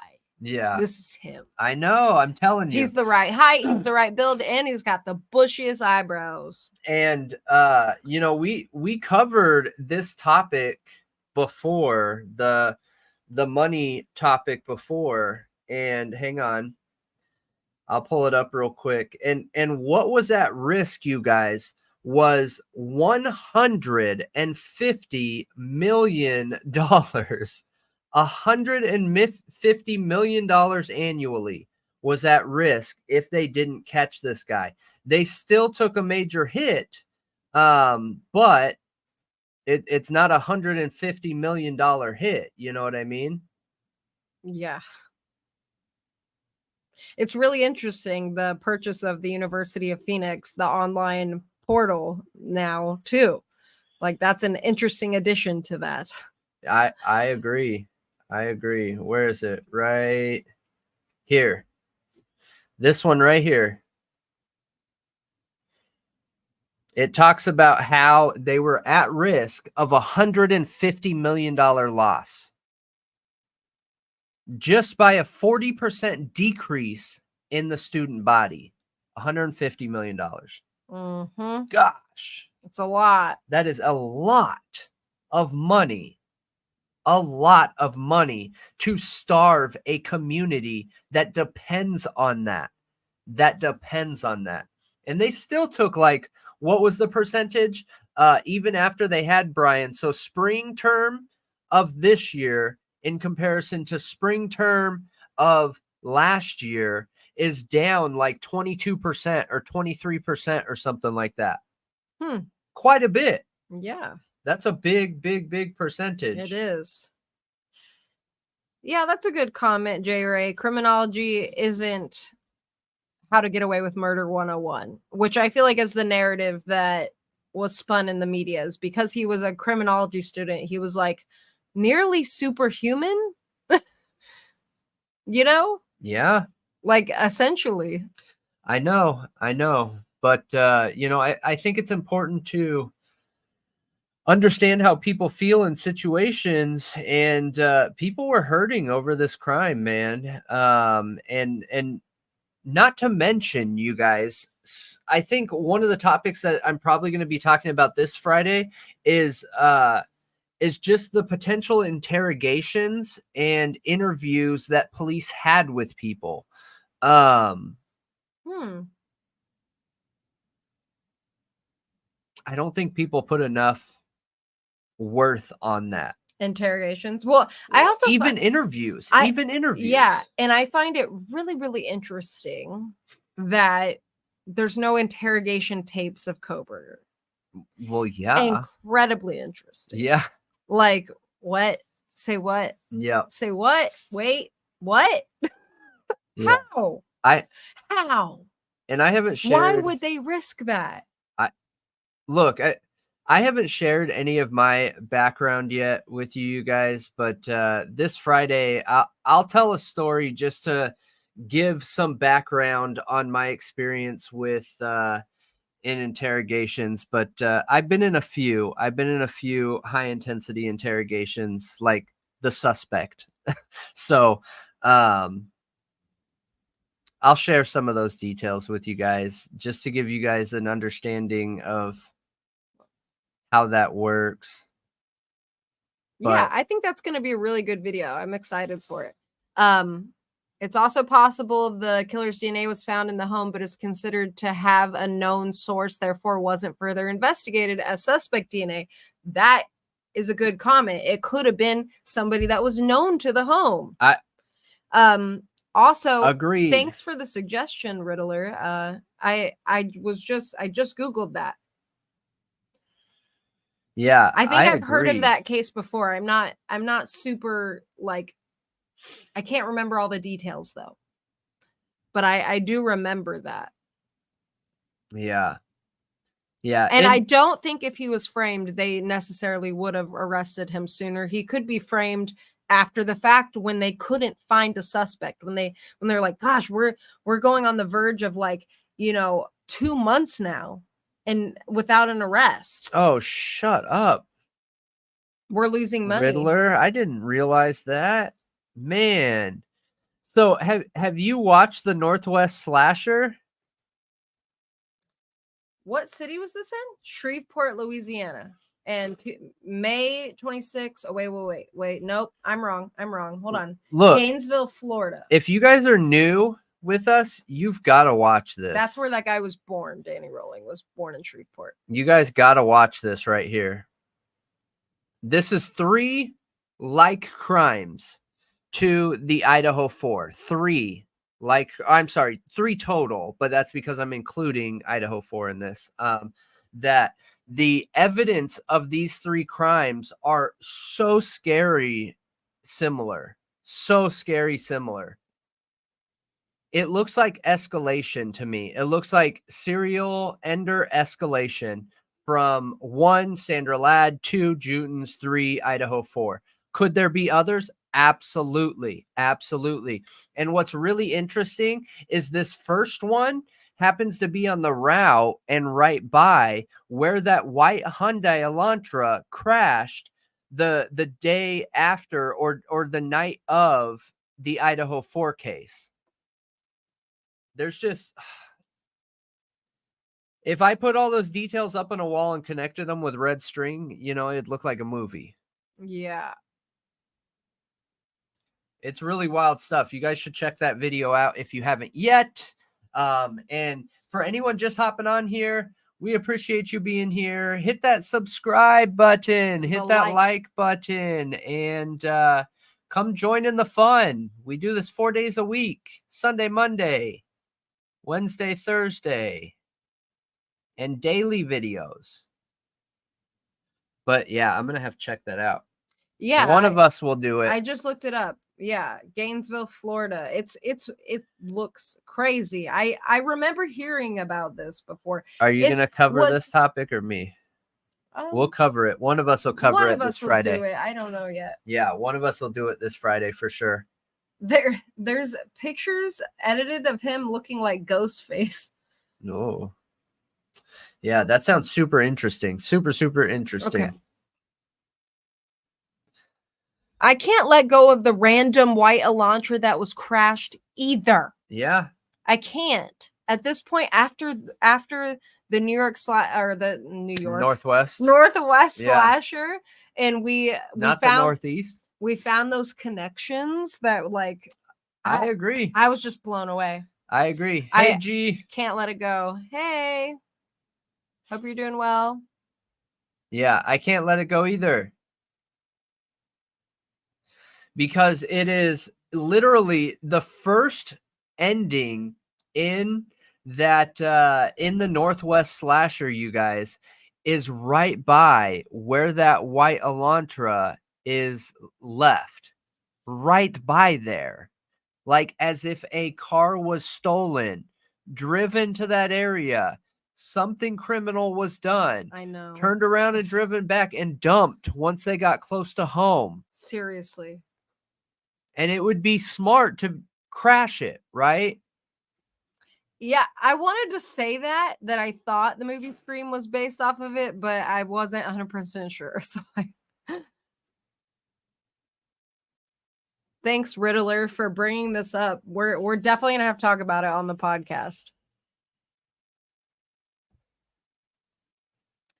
Yeah. We're going to start giving some shout outs on the podcast for members too. So yeah. And we're also doing, you guys, we're also adding a couple minute, what do you call it? Like expose or something? What? I don't know.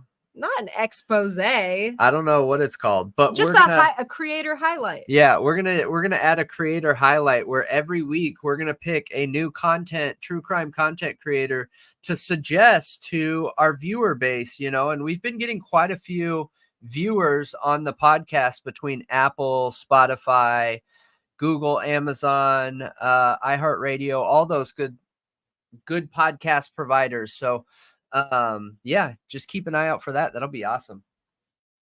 For sure. So the experiment designed by Kale and Earl asked pairs of volunteers to shake hands for 2 minutes, after which they handed knives that were later swabbed for DNA samples. In 85% of the cases, DNA from the person who did not directly touch the knife was transferred in sufficient quantity to produce a profile.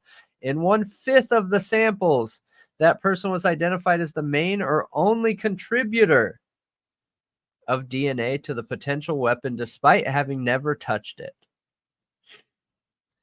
Most of the articles I've read about secondary DNA transfer say there's not really going to be any impact on the end result.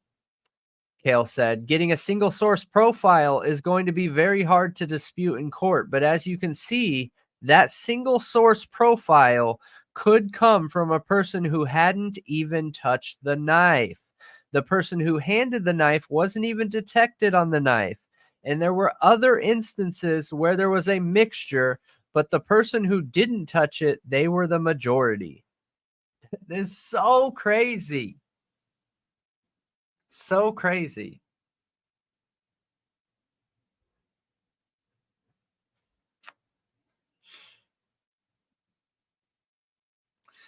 The FBI cast, you're talking about the GPS triangulation. We're doing a video on that too. So we covered cell phone triangulation, and what you're talking about is app background data, which usually doesn't come from wireless providers. Normally it comes from like the applications on your phone, like the weather app, like driving. Where? Oh.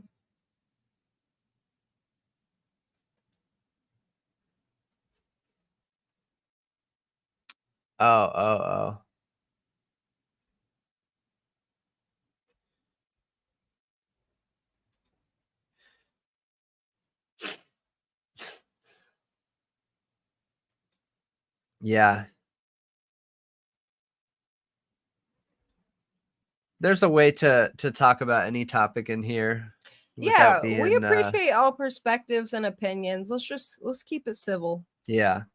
Yeah, it is more than cell phone triangulation, because cell phone triangulation is actually separate from GPS triangulation, but it's actually the same. It's the same basis. So cell phone triangulation requires like 3 towers to be anything worth accurate in court. GPS triangulation requires they push for 4 satellites. So 3 to triangulate, a 4th to verify, because time is such an important factor when you're using the GPS triangulation.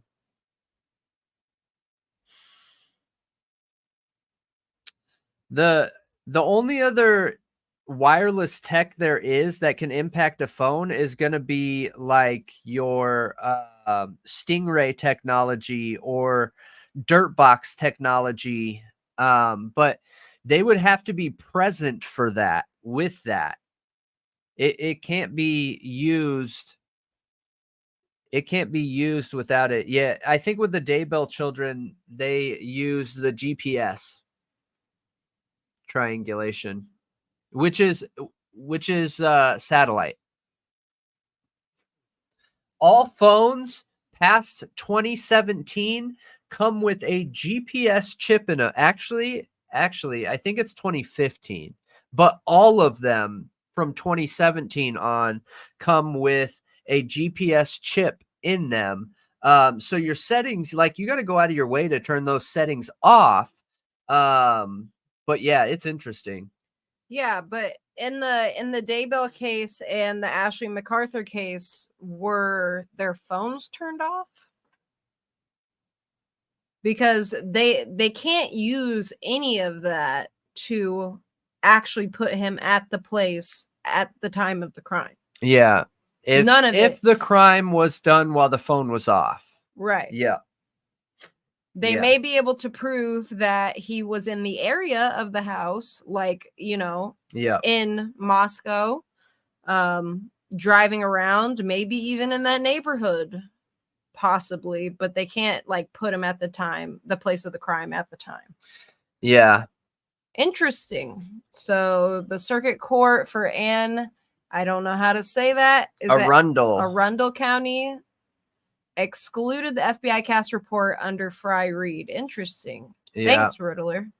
Yeah, that FBI cast report. Why did they exclude it? Is background app data is what it is. It's essentially cell phone triangulation. It's like back end stuff. Satellites.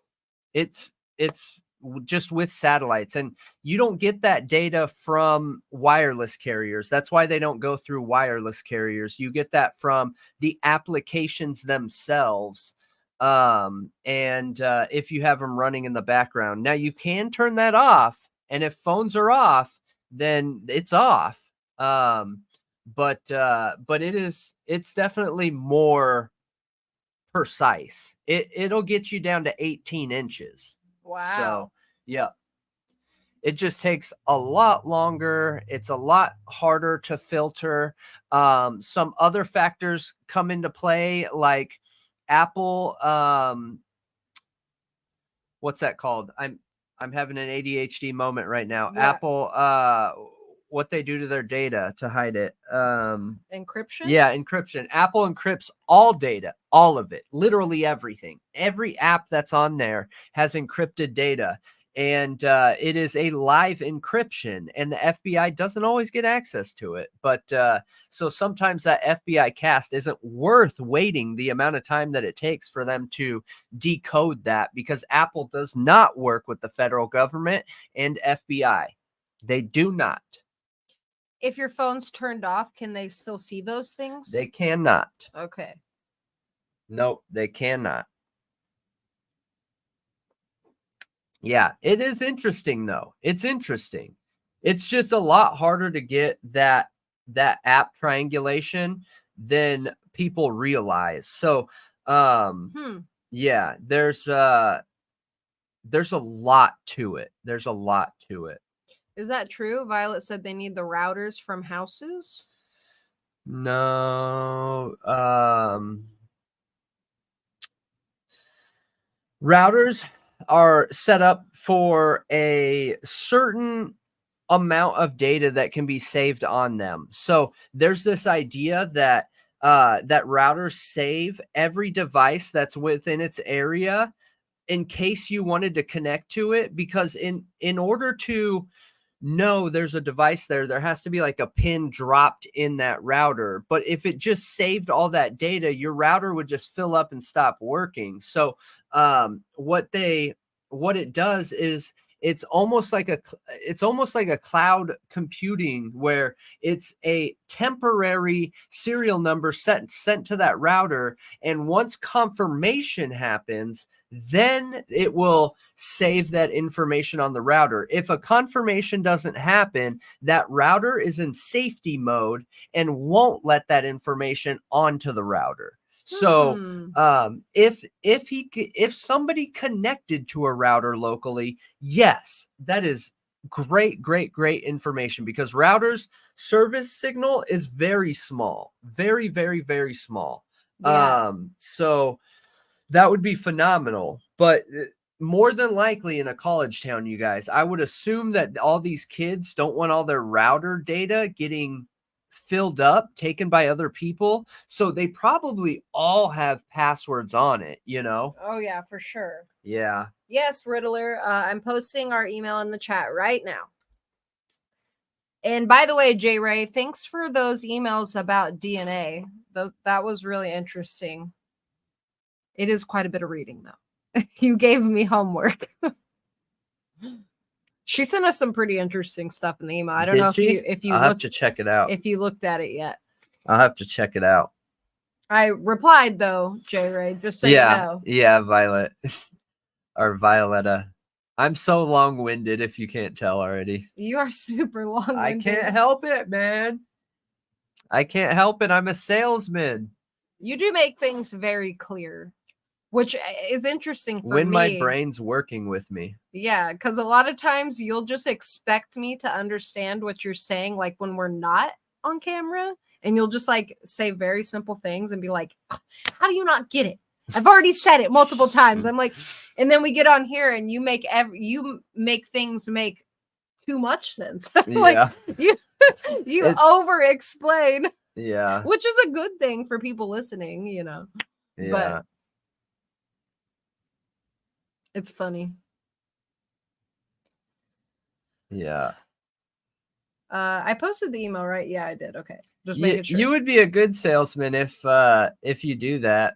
I think a lot of people would be good salespeople and they don't realize they would be good salespeople. I meet a lot of people where I'm like, oh man, they would be really good just because their curiosity, wanting to talk, being able to be relatable to everybody, you know.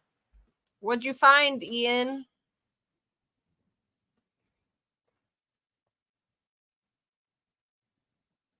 Yeah, I'll have to look that up.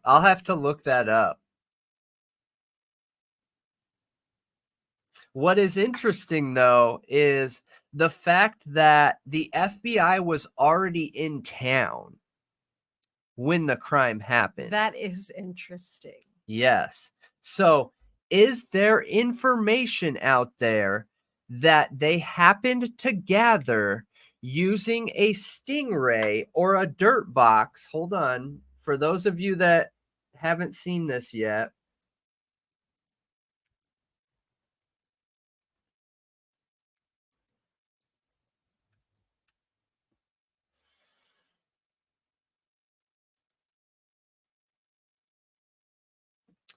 so a stingray is a device that costs like between $100,000 and $250,000, $100,000 to $250,000.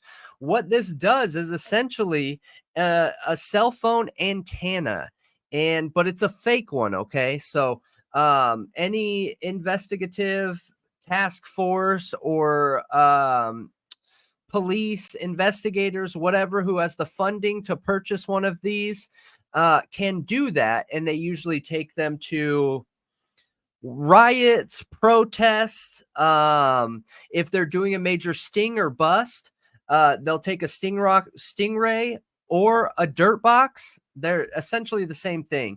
And what they do is they plug this in here. So here you have your power. Here you have your antenna plug. This is where you would put in your cable connection, internet, and then you can essentially just flip it on.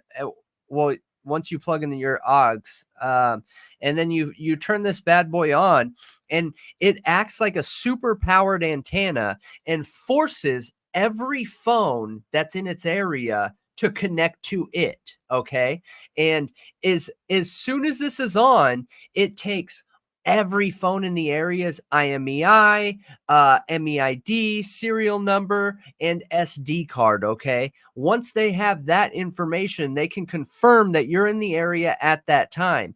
Then they can go to your cell phone provider and say, hey, you have to give us all this information. We want all the texts. We want all the calls.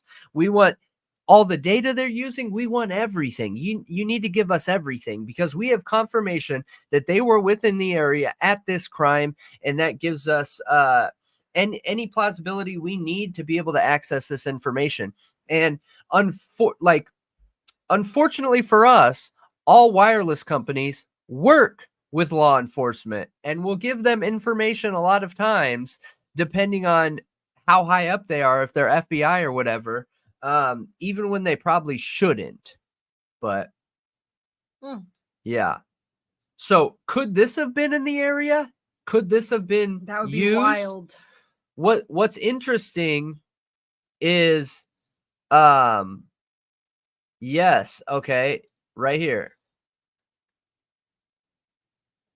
Yes. So you have knowledge on the stingrays. So when these are turned on, it looks like you have cell signal, but you don't. You have none. You're just connected to that. You're just connected to this, and this does not provide any data output, only input. That's so interesting. It only sucks all the data in and pushes none back out. Thank you, Violet. Appreciate that. Wouldn't that be interesting if it was just luck that they had this on? Do you think all other people would be good salespeople? I feel like you're actually picky with that. I actually don't think you think all people would be good salespeople. Like you just see people all the time. Yeah. You're pretty good at calling it out. But he was a manager for a super long time in sales. Yeah. A manager and national trainer. Really interesting, though. It is. I didn't know that.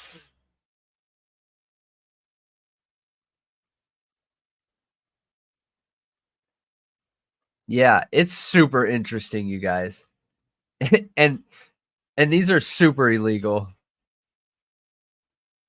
But there is, this data doesn't get used. They don't use it. It never gets brought up in court. It never is used to convict somebody, ever. It is a way to connect people to crime and then work backwards.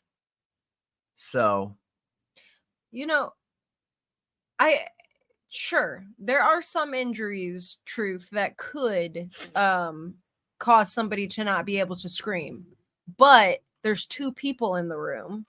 when one's getting killed, like there was clearly another that could wake up and scream unless they went bam, bam, and then finished and then finished. Like, I guess that's a possibility. But if that audio, there was a distorted audio, okay, in the PCA, so it wasn't quiet. Yeah, It wasn't. No, or it else there wasn't. wouldn't be audio of people crying and stuff. Yeah. And we know that from the PCA. So Yeah. I don't think it was quiet. No. I think that the audio that's on True Crime Design, which check them out, they are awesome. But and they're more of the conspiracy-ish type topics than we are. And again, I said this a million times. I don't mean that in a bad way. I love all theories, literally everything. We want to hear all of them and share all of them with you, and then figure out what puzzle pieces match up best. You know what I mean? Yeah.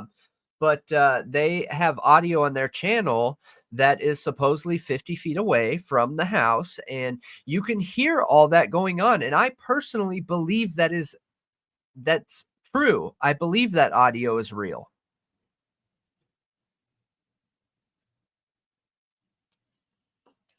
Sure, if you can debunk it. Yeah.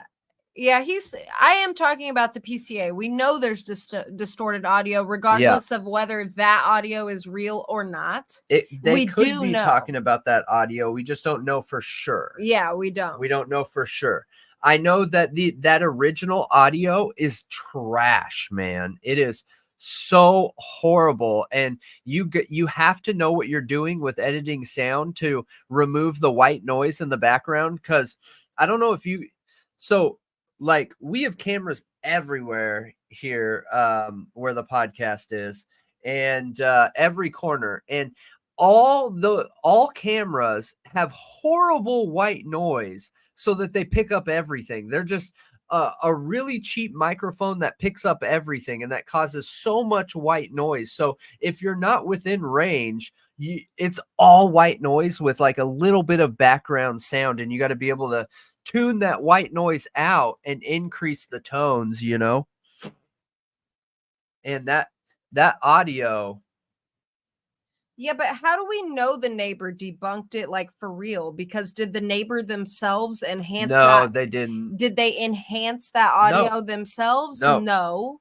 So they couldn't hear all of that. Like, originally, from what we know, the audio was terrible. So they wouldn't have heard all of that detail after the editing and enhancing that we could hear now. Yeah. So I don't know. Yeah.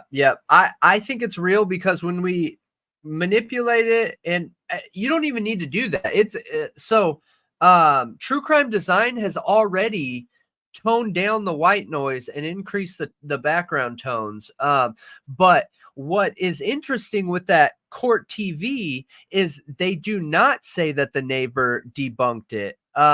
They say, so I'll answer your question in a second, J. Ray. They do not say that the neighbor debunked it. Word for word, what they say is, hey, we heard this audio come out. We thought we'd try and find out if it's real or not. And we just caught somebody walking out of the neighbor's house, and they said that it wasn't real. Oh, so there's no evidence of this, and it's just a somebody. It is not a confirmed neighbor. And I don't think court TV would lie, but if you're trying to protect a case, but a cop could go by there and say, hey, you can't talk about this. You can't say nothing about this. Right. We appreciate you gave this to us, but you can't say anything about this. So we haven't seen any evidence on a biological level that gives us the time of death. Not yet. Mm-hmm. Unless I'm mistaken. I haven't seen anything come out where they determined just loose. Where they determined the time of death based off of the autopsies. And but the audio enhancement for those cameras, when you're toning down white noise and increasing background tones, it's really easy to do. Really, really, really. That's like the easiest audio editing possible. It doesn't take an expert. All it takes is Final Cut Pro, honestly. So Riddler said a channel creator went to Moscow, Idaho, and held his camera up, and the microphone picked up what sounded like screams. Do you know who that is, Riddler?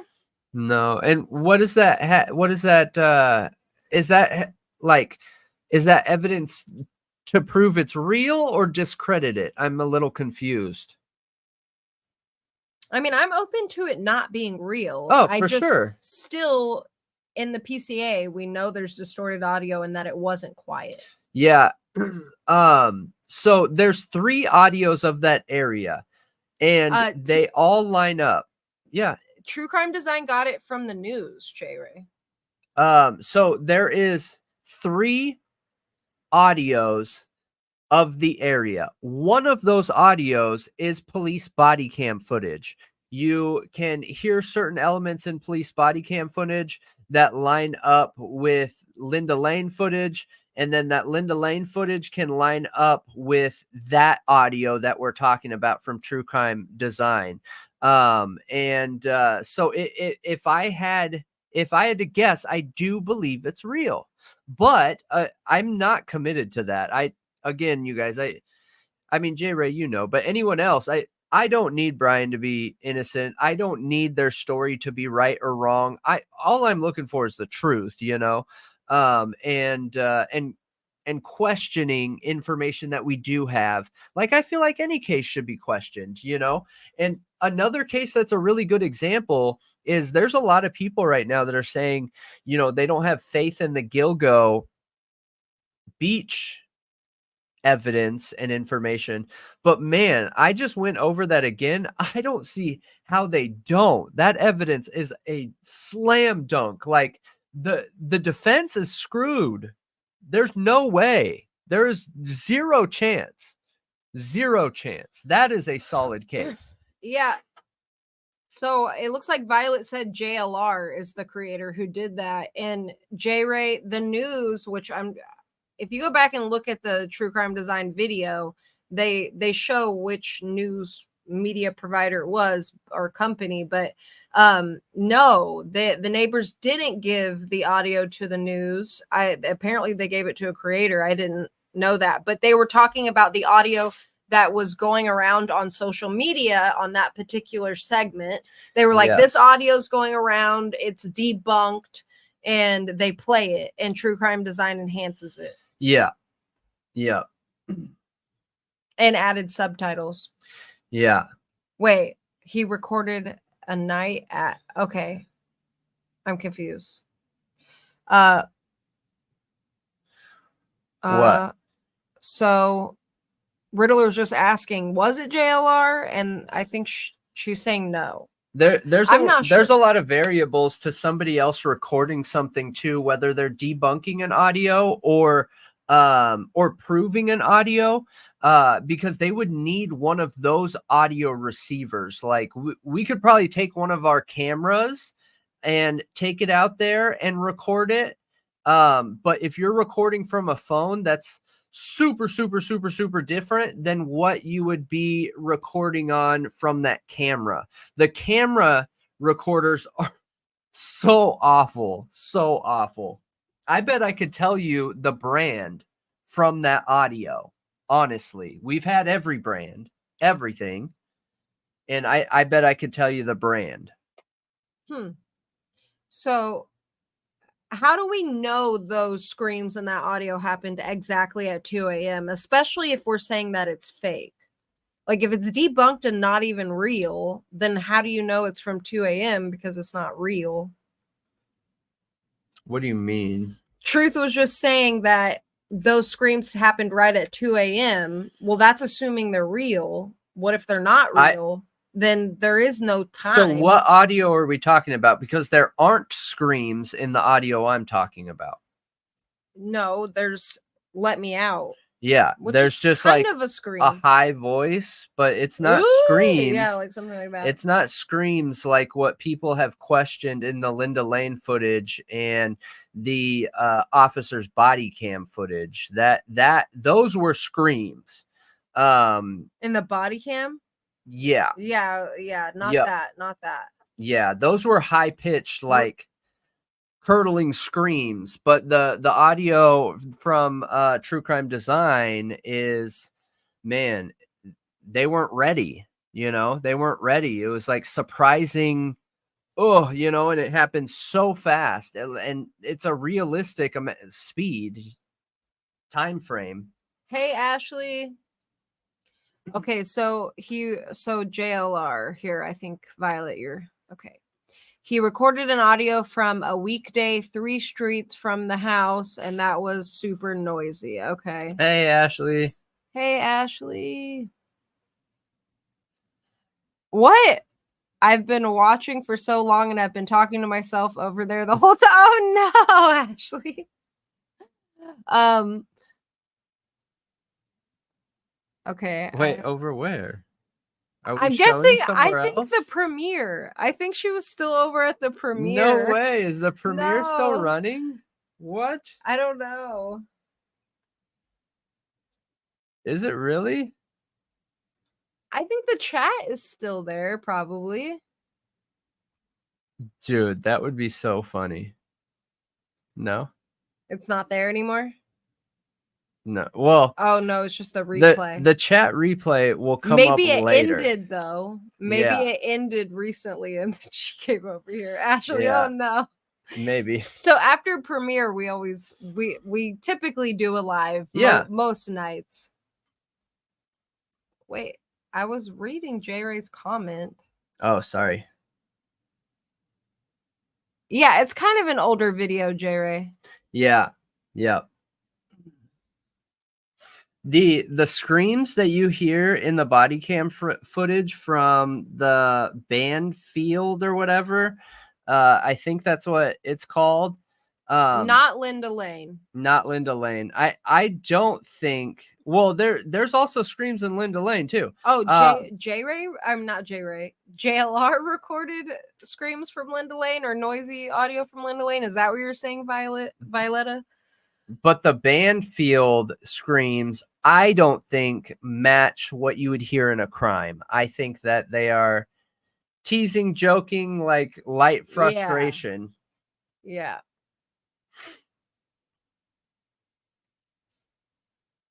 Yeah. Appreciate you, Riddler. Yes, thank you. Okay, the chat ends when the premiere ends. We're hoping to get to a point where we can do this full time, and then be able to have earlier live streams and the later one, and really focus in on having interviews on here on the talk show and everything. It'll be a good time. Banfield. Banfield is just the field that is a street over from the 1122 King Roadhouse, and there was activity and police body cam from the night of the murders. It's a whole rabbit hole. You can see the Banfield body cam footage on Court TV, Long Crime. Yep. They all have it. It's the body cam footage we've watched a couple different times. But yeah, I'm not over you, J Ray. I just by habit always scroll all the way down the bottom of the chat. Yeah, he doesn't catch up on comments like I do. No, I can't do 2 things at once. I can only do one, all right? Okay, so do those dishes, J Ray. I will say your name loudly if we need you. It is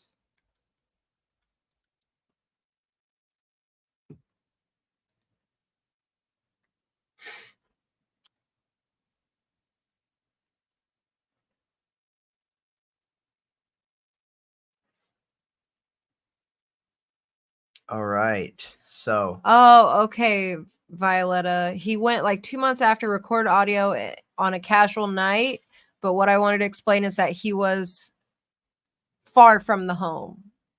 Okay. Interesting. Yeah. I'll have to go back and look at JLR's videos. He is on it, man. He is so on it with the little girl, Charlotte, that went missing. Yeah. Oh my gosh, he was on it. Yeah. Go Yeah. JLR. He's getting it. Yeah.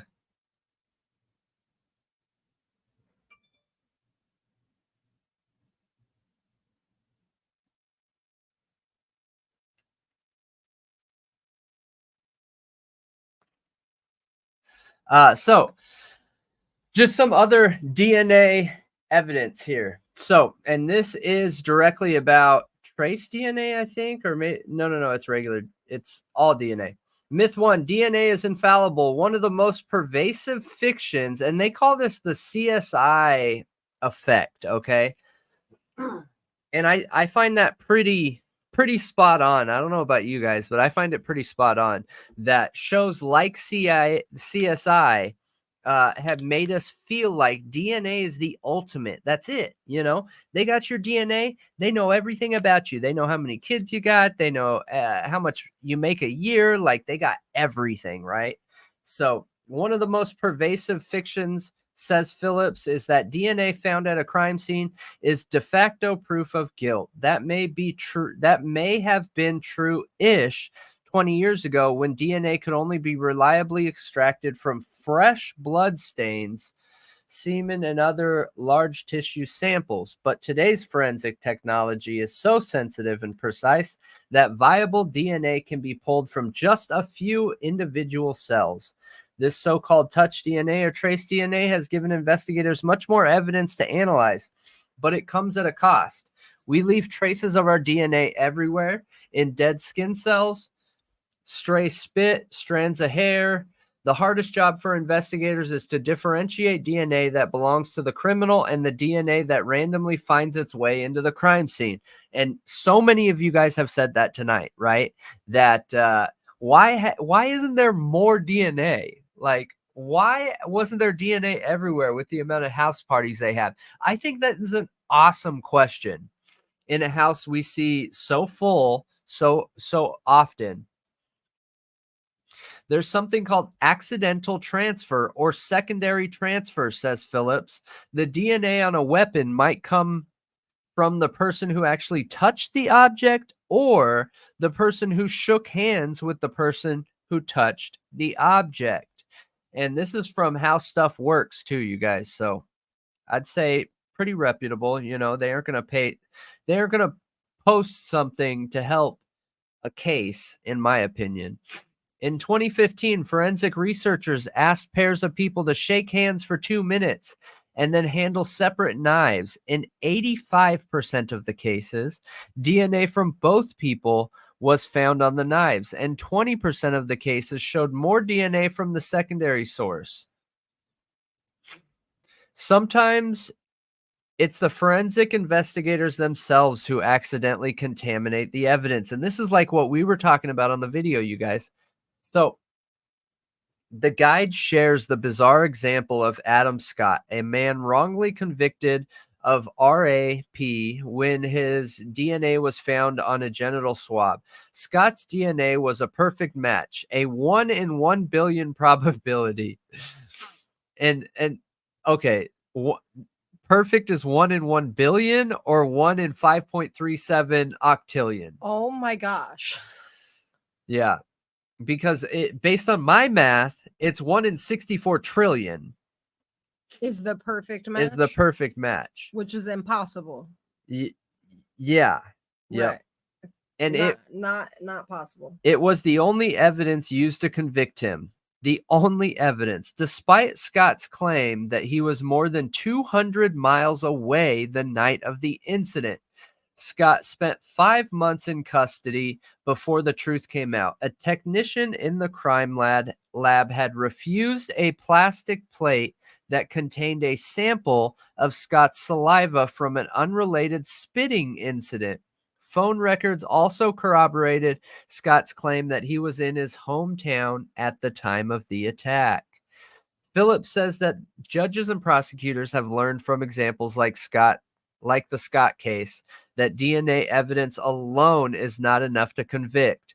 With even a chance of contamination or secondary transfer, there must be other forms of corroborating evidence like fiber samples, eyewitness accounts, or fingerprints, or DNA in cars, or phone records, or that put DNA results into context. Or connection to the victims. Yeah, or that. Myth 2. DNA can reconstruct facial features. Another myth surrounding DNA evidence is that it can be used to faithfully reconstruct the facial features of a suspect. Phillips explains that the technology called DNA phenotyping does exist, but it's limited to sex, skin color, hair color, and just the probability of eye color. Oh. But DNA doesn't give investigators a clue about the shape of the face, nose size, or other external characteristics like a widow's peak, things like that. It can, however, be particularly useful in narrowing down a pool of suspects. For sure, knowing the hair color Yep. and skin color, Yep. absolutely. A remarkable example of DNA phenotyping at work was a high-profile cold case that Phillips helped to solve in 2015. Eva Blanco Puig was a Spanish teacher who was RAP and murdered in 1997. In the original investigation, My bad. a judge rejected the prosecutor's request to collect DNA samples from a random selection of men in Blanco's small town. Nearly 2 decades later, Phillips was asked to run DNA phenotyping on DNA samples recovered from the victim's body. Camera good? Okay.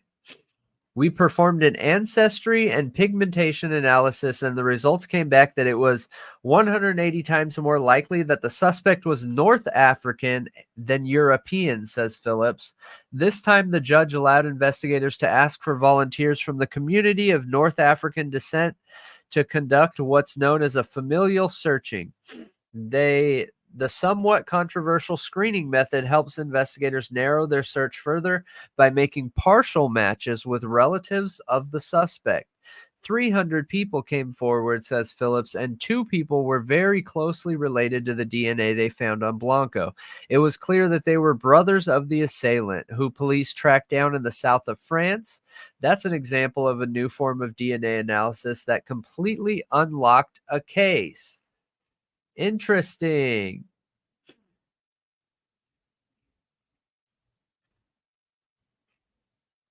This is what we went through already. But that's interesting. Mm-hmm. Man.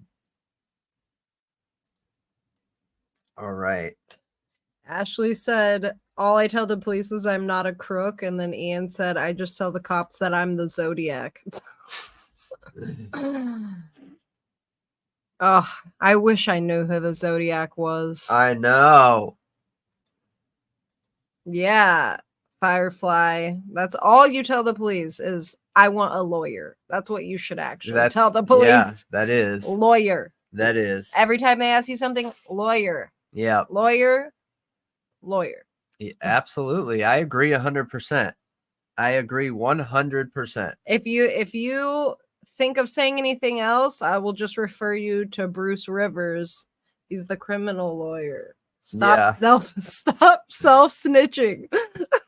Yep. That he preaches that. Just lawyer. Yep. Yeah, absolutely. Don't answer anything. Literally nothing. Not your name or anything.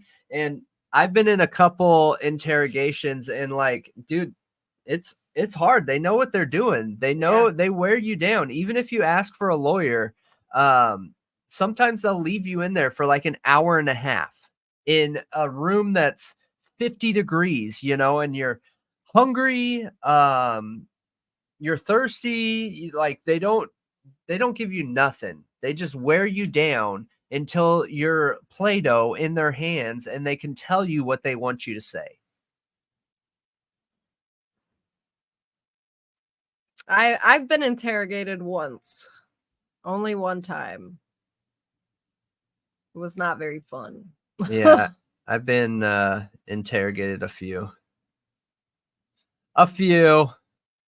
but those days are gone. Those days are gone. Oh, Bruce lives by you. He's so cool. He's really awesome. I love that he like shouts out his son in every video. My cousin works in law enforcement. You only speak to him when your mom is around. That's super funny. That is funny. Super funny. That's a great Ian. Yeah, I cooperate. You don't have to self-snitch to cooperate though. No. In one of my interrogations, I talked the whole time, and I just talked nonsense the whole time, just made up stories over and over and over. You just made up stories? Yep, I did. What? Yeah. Yep. That's a terrible idea. They would ask me stuff like so we have camera evidence that you were here. What were you doing in the area?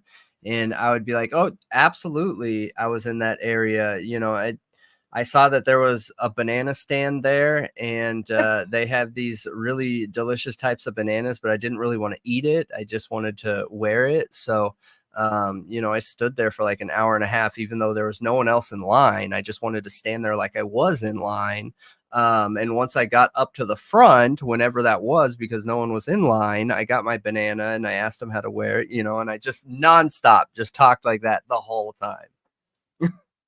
So you mad-libbed them. Yep. Okay. Yep. Oh yeah, that's probably, if you're armed, that's probably what you should do, Michael. Oh yeah. Yeah. For sure. Absolutely. Just to let you know, my gun's here. I'm not touching it. You can see my hands, and I want a lawyer. Ow. What? Ow. What? My eye. I just had an itch on my eye and I went to itch it and I think I have a sty. It's hurting so bad. This is terrifying. Ow. Like, terrifying, you guys. That is super terrifying. I didn't know that. Oh And, my gosh, Riddler. like, for real? What? Yeah, dude, it makes cops really mad. I would never do something like that today. And what's worse is we went on like that for probably like an hour and a half or 2 hours of just me nonstop talking like that. But every question he asked me, I started with a yes. So they thought that I was like admitting, you know what I mean? Or like buying into what they were doing. So they would be like, did you have anything to do with this crime? And I would be like, yes. I happened to be in the area and I was, you know what I mean? And I would just go on another really long rant. I was just a troublemaker, you guys. Ashley, who wants to play Cowboys? That's funny. You make me laugh. Jeez, Oh that my is God. insane. J-Ray, that's horrible. I hope he got like some money out of that. I mean, only if there's cameras. Only if there's cameras. Gosh, that's such a bad situation to be in. Yeah, I had there's like no winning a lot of times. Yeah. I had a family member that I guess I can tell this part, but he had his own business or whatever, and you get into the business by going in this alley in Los Angeles, and he parked his car and like he made a ton of money. It's not some like ghetto business or something like that. He made a lot of money, and he parked his car, went to go up to the stairs, and saw these two guys beating up this kid, or what he thought was a kid. So he ran over there, and one of them was like, the kid was on his back on the ground, and he was leaned over, just like laying into him. And he ran up and kneed him in the face. And then the other guy came at him and he laid him out. So literally knocked both of them out, like out cold. And he went to go check who they were, pick the kid up, and they had badges on them. So, yeah, they didn't leave that alone. He ended up doing time for fake charges because of that. So, yeah, I think there's a lot of cops that have ego. The same problem is like your everyday citizen, right? I think that one of the worst issues that we have in the U.S. are our egos. We want to be the best at this. We want to have the coolest stories. We want to have the most information. We want to be the first to get information. We want to be, you know what I mean? Unique. We want to be special and unique. Yeah. In whatever our interests are. And I don't know if that's a US issue or a human issue, but it's a big enough issue either way. It doesn't matter. And I think that it can get people into trouble. Law enforcement in particular, people in positions of power in particular, you know? I watched a crime show. They interrogated the person 9 times and 7 polygraphs. Person did 20 years for something he didn't do. That's wild. And I don't doubt it. So he didn't get any money out of it. And J. Ray said they cut the cameras down and unplugged everything right after he left in the ambulance. Oh. That's some real corruption right there. Oh my J. gosh. That's why you got to get those cameras that upload into the internet. Like someone could take the cameras. I still have everything, and there is no disc. There is no SD card. There's no anything. It's password protected, so good luck, you know. I bet they got there quick, Michael.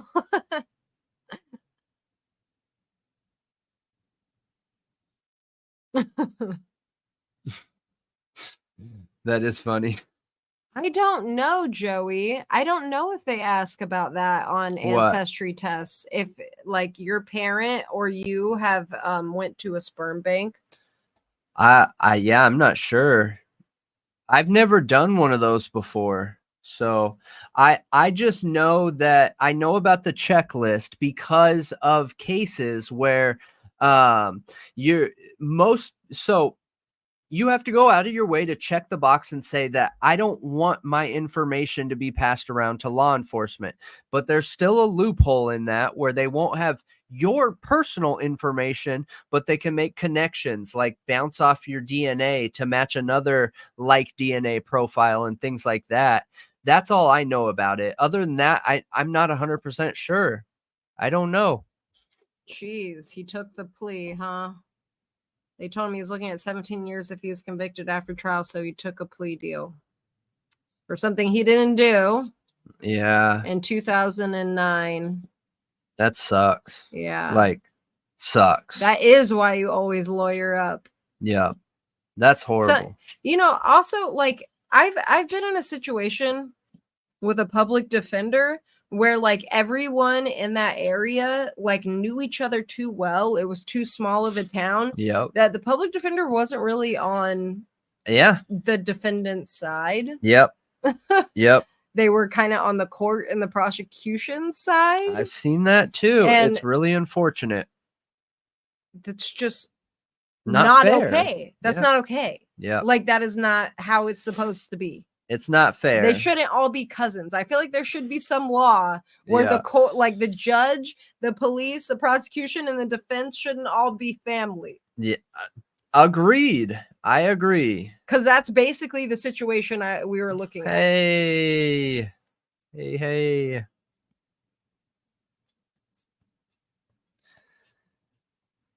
I did say they don't allow law enforcement without a warrant. Yeah. But they use it. They supposedly just don't give them your personal information like your address or name or things of that nature, from my understanding. So they can still use your DNA profile to make connections or bounce. Hang on. Maybe it's this. What's wrong? It was just lagging a little bit. So I was wondering if I had the VPN turned on for like the global bouncing thing. But I think that's part of the reason why law enforcement doesn't want to be completely transparent with the way that they use those DNA profiles, SW Firefly, is they use it to like make connections to other people, to where they're not actually using yours. They're using it to connect somebody else, if that makes sense. Good night, Riddler. Good night. Was happy to have you here. Yep, very happy to have you here. And we're getting off here in a sec anyways. City was going to lose its police department over what they... Jeez. That's horrible. That honestly horrible. Awful. That is horrible. Super unfortunate. Yep. Yeah, they do say that, Firefly, that, but there's back end ways they can get into it, which is what Vargas was testifying about in court. Yes. And why the FBI showed up to her house. There's one main account that connects all these other accounts that the police have access to. I don't remember the name right now. I know I talked about it in one of our videos. Shoot, I wish I remembered it off the top of my head. Here, let me see if I can find it real quick. So, DNA database that is connected to law enforcement. It's not CODIS. No, it's gosh, I'm trying to remember the name of it. I just was reading about it the other day too. Yeah. So is it Family Tree? Mm-mm. Are you sure? It's not. Are you Gosh, dang extra it. sure? I'm pretty sure. Like pretty sure. I thought it was something strange like that, but here, let me see. So it is DNA, kind of a strange name. GD match. Yes, there you go, it's Firefly. GD, yes, that is it. Yes. Good call out. It's GED match. Yeah, and they use Ancestry at And GD all match. of them. All them. of them are connected to it. Yep, all of them. At a scary amount. Yeah, they just kept pushing his court date back further and further for like a whole year. That's terrible, J. Ray. Yeah. It is.